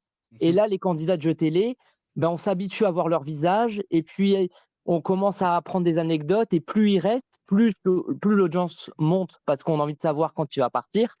Et effectivement, les stars aujourd'hui, c'est pas les animateurs, c'est les candidats, c'est des anonymes qui d'un coup, deviennent riches, deviennent célèbres et d'ailleurs dans les magazines télé, c'est pas Reichmann qui fait, la une tout seul quand il y a un grand maître de midi, c'est Reichmann plus le maître de midi à côté. Là, Cyril Ferraud, il vient de faire la une d'un magazine avec le champion Vincent, par exemple. Mmh. Preuve ce que tu dis. C'est vrai que c'est très juste sur le fait que, il y a un aspect un peu feuilletonnant et effectivement, quand on est sur des profils de candidats ayant des histoires très fortes, alors désolé de prendre cet exemple-là, mais il y a l'exemple par exemple de Christian Quesada, avec, bon, il y a eu toutes les affaires qu'il y a eu après par la suite, mais c'est vrai que c'est quand on a des candidats, comme ça avec des histoires, bon, je suis désolé d'utiliser cette expression-là, mais qui vont faire un peu pleurer dans les chaumières où voilà, c'est quelqu'un qui a eu des difficultés ou qui, a, tel problème de santé et ainsi de suite, et tout. C'est sûr que ça va beaucoup plus toucher les gens et c'est surtout aussi de se dire: «Ah mais jusqu'où justement va aller cette personne?» et peut-être plus attiré que des candidats, pardon, plus, lambda, Mmh. en l'occurrence et c'est vrai que je suis d'accord là-dessus et c'est pas la première fois que tu le dis, Manu, justement, que in fine et c'est quelque chose que l'on retrouve, pas qu'en France, mais dans beaucoup d'autres pays, aussi, où on a des candidats, où on va suivre un peu, leur parcours à la manière, d'épisodes, comment dire? Comment dire? D'une série. Après, c'est vrai qu'il y a toujours le risque aussi de se lasser un peu Mmh. et ou aussi et ça, c'est beaucoup d'accusations qui touchent notamment, TF1 sur le fait que, certains maîtres, ou certains champions seraient, justement, privilégiés et quand on en a plus besoin, seraient, débranchés en l'occurrence. Mais oui, je pense qu'on est aussi sur ces accusations de tricher. Mais je suis d'accord aussi avec ce que dit Thomas sur le fait de, revenir aux choses simples et de revenir à des concepts qui sont simples. Notamment on le voit avec, mot de passe tu essaies de trouver un mot, tu gagnes un point, tu as plus de points, tu as gagné, quoi. Voilà, vraiment le pitch de mot de passe, il est là, il tient en 30 secondes. Tu peux couper le son et tu arrives quand même à jouer au jeu. Il est là le truc. Vraiment l'instauration de formats dont le pitch et le concept est assez simple. Motus? Oui, rendez-moi Motus. Vraiment, Non, pareil, Motus aussi, oui. Motus, Ça tue. Motus, c'est un cas qui est très intéressant parce que Motus, le jeu en lui-même, il est mort, mais il a connu quand même une seconde vie en ligne avec les Sutom et ainsi de suite. Mmh. Et il fait même partie des jeux, un des jeux à succès du New York Times, parce que New York Times Oui, propose des petits jeux en ligne. le Wordle. Et le Warden, merci beaucoup. Parce que moi, tous les jours, je fais ma partie de Sutom et Wordle depuis 3 ans. Il n'y a pas une journée où je fais pas mon Sutom et mon Wordle. Mais Et c'est fou de voir tout ce succès qu'il y a après la fin du jeu en l'occurrence, et je regrette malheureusement que Franzen n'ait pas et conduit ce jeu. bah, après peut-être, c'est ça Guillaume, peut-être après il y aura peut-être un retour parce que vu que ça a l'air de très bien marcher sur la Fox, qui a comme nom le jeu Dingo, de son origine, de base parce que, spoiler alert, Motus, ce n'est pas de son origine néerlandaise mais américaine. Dingo qui marche très bien et qui est présenté par parce qu'on a parlé en plus du Drag Race, par, RuPaul. Après, le problème qu'il peut y avoir aussi, et je trouve que Motus est un cas qui est assez intéressant, je ne sais pas s'il y en a qui en ont parlé, c'est le souci justement qu'on a sur des jeux comme Motus qui sont très associés à un animateur, je vais y arriver. C'est aussi justement comment ce jeu aussi peut continuer, parce qu'on peut être avec des concepts qui ne sont pas dépassés, mais qui sont tellement associés à un animateur, comment faire justement aussi pour qu'il Ah, puisse continuer? Guillaume, c'est marrant parce que je suis tombé il y a 2 jours sur une vidéo de Thierry Beccaro qui expliquait l'arrêt de Motus et de base, il voulait pas que ça s'arrête. Il voulait partir et avait suggéré le nom de Damien Thévenot. Et finalement, on lui a dit non, après toi, c'est pas possible de te remplacer, du coup, on va arrêter. C'est exactement ce que Thierry Beccaro C'est a marrant dit. ce changement de bracket quand même de la part de France Télévisions, je fais une petite aparté, mais ce changement de bracket de France Télévisions qui dit: «Après toi, on ne pourra pas te remplacer», mais qui a réussi quand même à remplacer Julien Lepers après 28 ans de C'est ça. question pour un champion, hein. Et paradoxalement, Lepers, pareil, il était indissociable, la question pour un champion. Et Mmh. souvenez-vous, à l'époque, quand on a dit: «Eh on vire Lepers», ça a été un tout le monde en a parlé, c'était un scandale médiatique. Et puis Samuel Etienne n'avait jamais fait de jeu, c'était un journaliste sérieux. Et finalement, les audiences, elles étaient pas mauvaises non plus. Et c'est pour moi le meilleur Au exemple en départ, télé qui si, m'a hein. fait Au au départ, départ, si. si. Après Oui, il une y a pas eu semaine le de temps. lancement, ça a commencé à baisser Ouais, assez fort et ça a remonté petit à petit et au final, ils jusqu'à sa dernière saison, ça a ils ont monté fait de jusqu'à bons 12-13, scores. ouais. Et à un moment, ils ont fait des records d'audience qu'ils n'avaient pas atteints depuis des années et des années. Et pour moi, ça, c'est le meilleur exemple de contre-exemple en télé. Moi qui avais tendance justement à dire ça ne marchera pas et tout, ben, l'exemple question pour un champion, pour le coup, me fait mentir sur plein de trucs en fait. C'est pour moi le meilleur exemple qui prouve que ben, même si les animateurs ont leurs pattes, ont leur style, ben, finalement, dans le milieu, tout le monde est remplaçable en télé. Tout le monde est remplaçable parce que c'est le format et la mécanique qui est très fort. C'est vrai que moi, j'imagine pas un autre animateur que Nikos animer la Starac. Et pourtant, le jour où il arrêtera la Starac, ce sera quelqu'un d'autre. Bah, peut-être que ça va être bien, on n'en sait rien. Mais c'est surtout que, on a vu Mathieu Delormeau animer la Starac, en fait. C'est vrai, Bah oui. oui.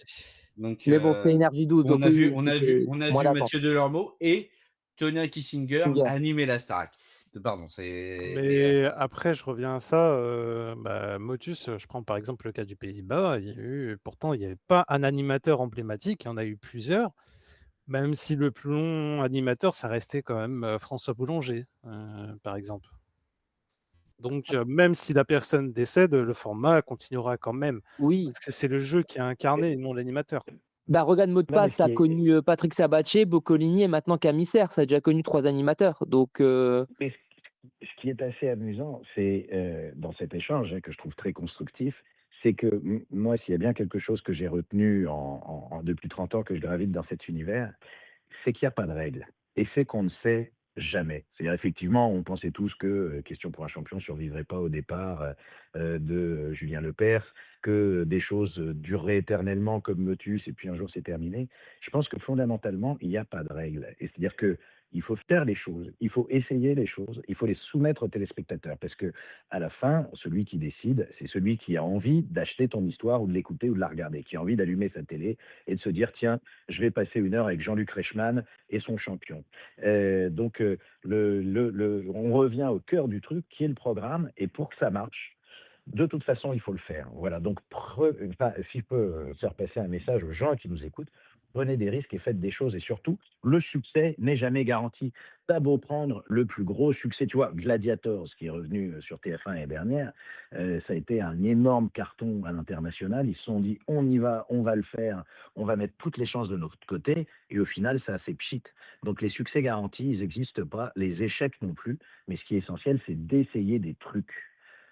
Est-ce Or, que aujourd'hui, on le fait pas trop. Est-ce que justement on va essayer d'aller sur cette question de forme. Est-ce qu'il y a et là, c'est vraiment une question spéciale Valentin Delepaul parce que, en off, on en parle, je pense, allez, si c'est pas 4 fois par mois, c'est plus. J'ai Est-ce hâte, c'est qu'il quoi? y a un cycle dans les jeux à la télévision?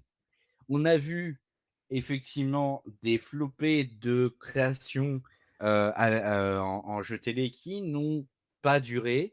Il y a eu une époque dans les années 90, je pense à un jeu qui pour moi est vraiment fou et c'était Mokshu Patamu. Oui, Heu, oui, oui. c'est le décor était incroyable et le concept c'était avec Vincent Perros, si ma mémoire est bonne. Oui, oui, c'est ça, c'était avec Vincent Perrault Heu et j'aurais donné n'importe quoi comme mission Piratac pour y jouer. Mais vraiment et est-ce qu'aujourd'hui, il y a eu donc, cette époque de création, il y a eu une époque un peu de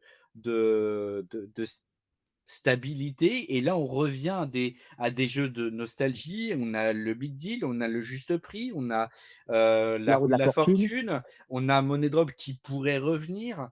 Hem, Est-ce qu'on est revenu sur une époque nostalgie à la Oui, télévision? Est-ce qu'on est revenu Mais non, mais sur ce cycle-là? c'est surtout que tu as besoin d'exister rapidement. Aujourd'hui, tu es tellement dans un univers concurrentiel, il y a des centaines de chaînes, il y a des dizaines de plateformes. Aujourd'hui, tout est délinéarisé et tu te bats en vrai contre YouTube et le monde entier, qu'effectivement, tu as besoin de te rassurer avec des choses qui existent déjà et qui ont déjà existé, ou des choses qui te permettent d'avoir de l'impact immédiatement parce que ça éveille quelque chose. Et effectivement, si on te dit le Juste Prix ou Qui veut gagner des millions ou Money Drop, tout de suite, il y a une appétence eh ben, on sait ce que c'est et on va avoir du bruit. Beaucoup plus que si on lance QE, l'émission qui augmente ton quotient économique, pour parler de ma petite tambouille. Donc, effectivement, le big deal avec Vincent Lagaffe, bim, tout de suite, il y a du buzz. Et c'est même ce que vous évoquiez très justement tout à l'heure, c'est-à-dire que maintenant, on communique.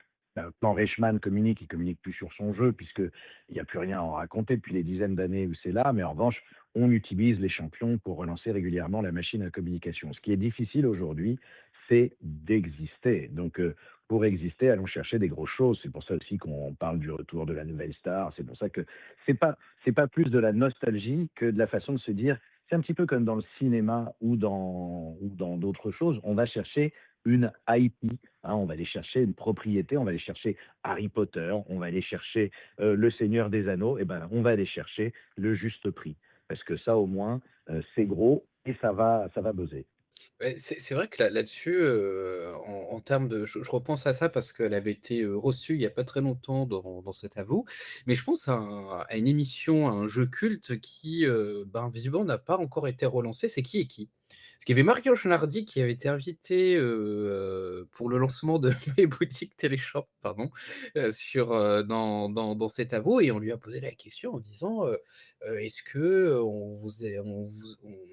on est venu vous voir, vous avez eu vent, d'un retour de Qui est qui? Et pour l'instant, du moins visiblement, ça a l'air assez calme là-dessus et je suis assez surpris parce que Qui est qui? C'est quand même un jeu avec une mécanique assez simple et qui est surtout, comment dire? En plus d'être une marque quand même, assez forte et on va dire que je suis un peu biaisé là-dessus parce que c'est un jeu que j'adorais quand j'étais, enfant, mais c'est surtout qu'on peut avoir des profils de candidats assez étonnants et surtout, on peut avoir un format qui est très facilement, en fait, clippable, pardon, sur, les réseaux sociaux et c'est pour ça que je suis assez étonné, moi aussi de mon côté que, aucune chaîne ne s'est dit, «Ah bah, pourquoi ne pas relancer Qui est qui?» même s'il y a eu effectivement à un moment un jeu qui s'en rapprochait plus ou moins et qui je trouve était assez intéressant dans sa mécanique, qui était Guess My Age sur 18 avec Jean-Luc Lemoyne. Et il y Lemoine. avait Et aussi Eh ben, un autre jeu Identity.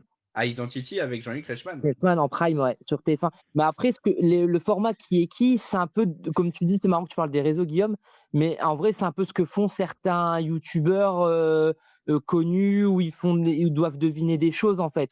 C'est très dans l'air du temps, mais sous une autre forme de mécanique, mais c'est un peu pareil. Mais après, pour répondre à la question, Emmanuel, puisque c'est le débat qu'on fait très régulièrement, comme je dis toujours, la télé, c'est cyclique. Il y a 10 ans, il y a 10-12 ans, The Voice a ringardisé tous les télécrochets. Aujourd'hui, il y a plus d'intérêt envers The Voice, alors que la Starac, qui il y a 10-15 ans, ça devenait ringard et aujourd'hui, c'est redevenu au top.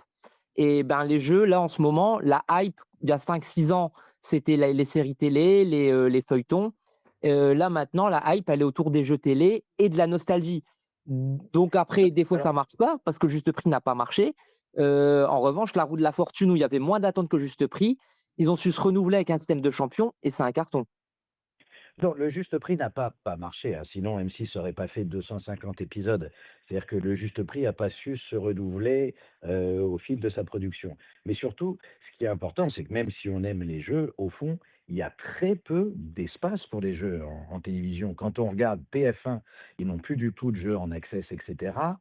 Ils ont fait quelques tentatives en première et deuxième partie de soirée, mais il faut vraiment que ce soit des énormes jeux et leurs jeux quotidiens fonctionnent, donc il y a pas de cases. France Télévisions, bah, ils sont plutôt en réduction de voilure, et puis surtout leurs jeux qui sont déjà dans leur case fonctionnent très bien. Il y a eu un petit appel d'air avec M6 qui a mis très longtemps à s'y remettre, hein, donc ils ont fait le juste prix et là, ils ont fait la roue de la fortune et le maillon faible, mais ils se destinent pas non plus à ouvrir beaucoup de cases. Donc oui, qui est qui? Je suis d'accord avec vous, ce sera un plaisir de le revoir ou un motus évoqué tout à l'heure, mais la question c'est où est-ce qu'il y aura des cases ou des cases qui peuvent s'ouvrir? Alors certains, comme Qui veut gagner des millions, peuvent être une belle narration de prime time pour des spéciales. Qui est qui en prime time? Je suis pas certain. Ou alors surdimensionner et mettre beaucoup d'argent. Donc, il y a aussi ça, c'est qu'à la fin, la télévision, bah, Mmh. elle peut pas ouvrir que des cases, et surtout ça peut coûter de l'argent. Beaucoup. On est Mais dans après, une mécanique effectivement comme tu disais tout à l'heure, Thomas, je suis, en gros, combien ça va me coûter d'argent, mais surtout combien ça va m'en rapporter derrière, sur les jeux télé. Valentin, oui, peut-être? oui, Tu voulais oui, raj non, je disais, moi, il y a des jeux. En fait, le problème des jeux, c'est que même si ça va marcher, des fois, ça peut coûter cher. Je sais, par exemple, moi, il y a un jeu qui me manque, alors qui a été pour le coup relancé sur C8, mais ça fait maintenant depuis 2021 que ça n'a pas été diffusé. C'est Apprendre ou à laisser. Apprendre ou à laisser, c'était un succès sur TF1. Ça a été un succès des années après avec Courbet. Avec Hanouna, ça marchait bien à une certaine case. Ça avait été relancé. Honnêtement, pour moi, c'est typiquement le jeu qui manque à TF1 aujourd'hui. Ça manque à TF1. Pour moi, à la place de 50 minutes inside le samedi, tu mets ça à 19h face au maillon faible, je suis sûr que ça cartonnerait aussi, notamment au niveau des cibles. Alors je suis totalement contre cette décision, ne serait-ce que parce que je parle régulièrement dans 50 minutes inside de Désolé, cinéma. Donc tu vas être gentil, on va continuer très j'aime longtemps, beaucoup 50 minutes inside, c'est la 50 deuxième partie. moi C'est aussi la et je suis partie tout à voyage. fait d'accord avec alors je suis tout à fait d'accord avec toi pour Apprendre ou à laisser et je sais que, je crois que c'est un format qui appartient à Endemol. Ils essayent très, très, très régulièrement, de le replacer, en télévision et c'est certain, tu vas être content, ça finira par se produire. Donc, c'est une mécanique, après la Oh, question, c'est toi, tu verrais qui comme animateur? Je trouve bah, ça très Arthur, il a dit intéressant. je pourrais plus faire comme avant, mais il aimerait bien le refaire. Il aimerait bien le Alors refaire.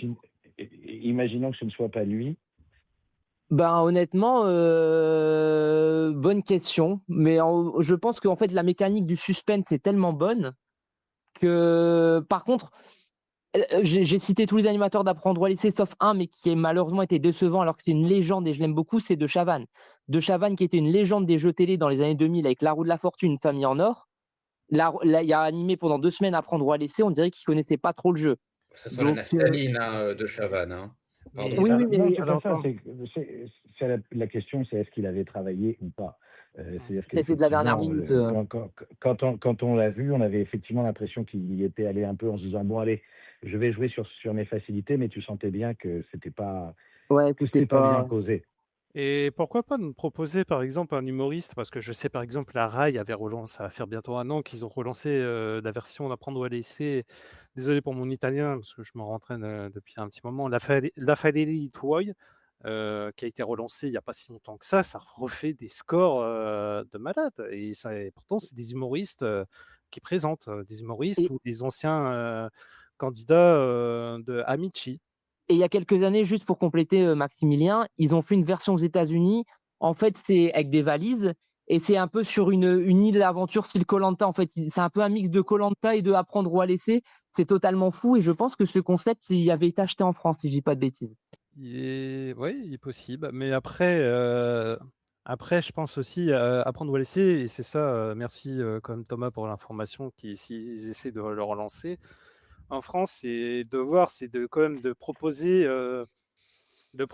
des nouvelles particularités, parce que je sais qu'en Italie, ça joue beaucoup sur le fait, par exemple, si tu perds toutes les box avec de l'argent et tout, que tu te retrouves avec 2 euros, tu as toujours une chance de te refaire si tu tombes sur le bon département d'Italie et tu peux regagner 100 000 euros. C'est ce que j'avais vu récemment en regardant la rail.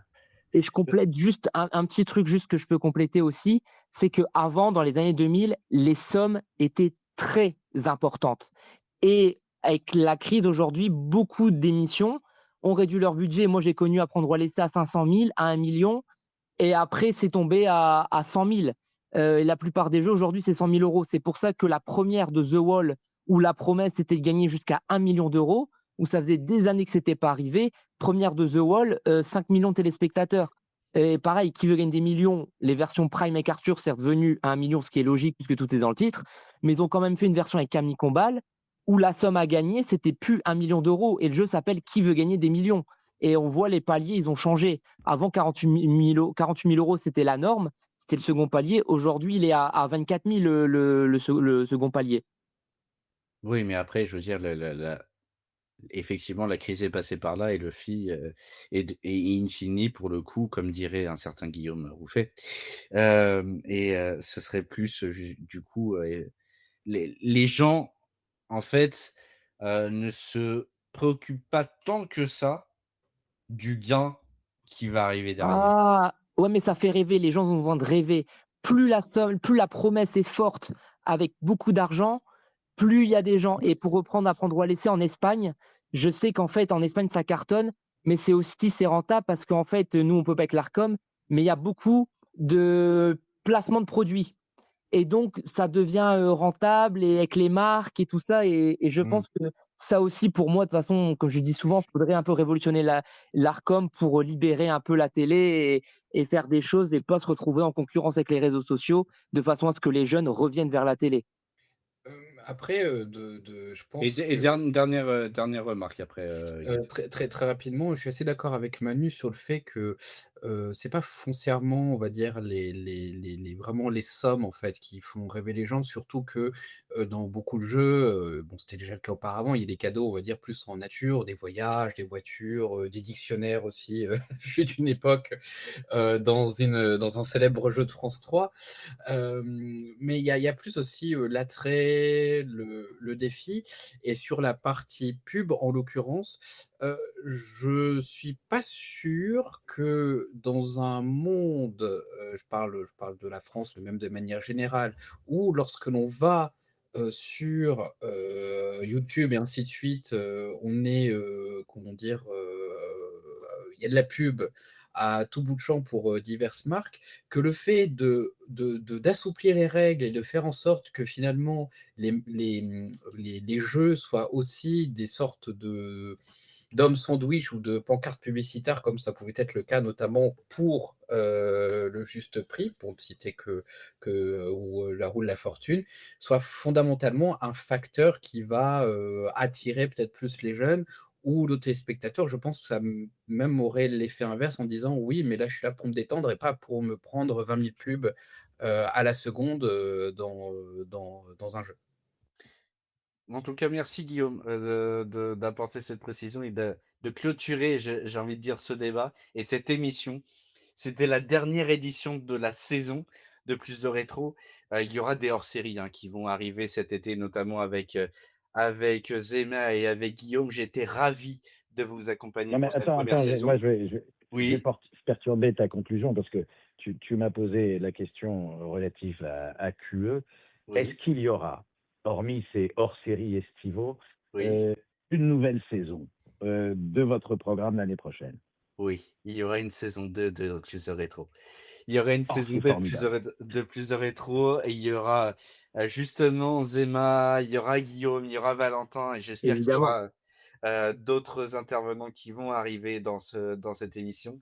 Je voudrais remercier Tommy, donc Hugo de m'avoir laissé l'opportunité de pouvoir, créer Plus de Rétro et de pouvoir la diffuser sur cette première saison. Merci à Maximilien de m'accompagner, pour, cette, émission, pendant, les, 5 mois là qui sont arrivés.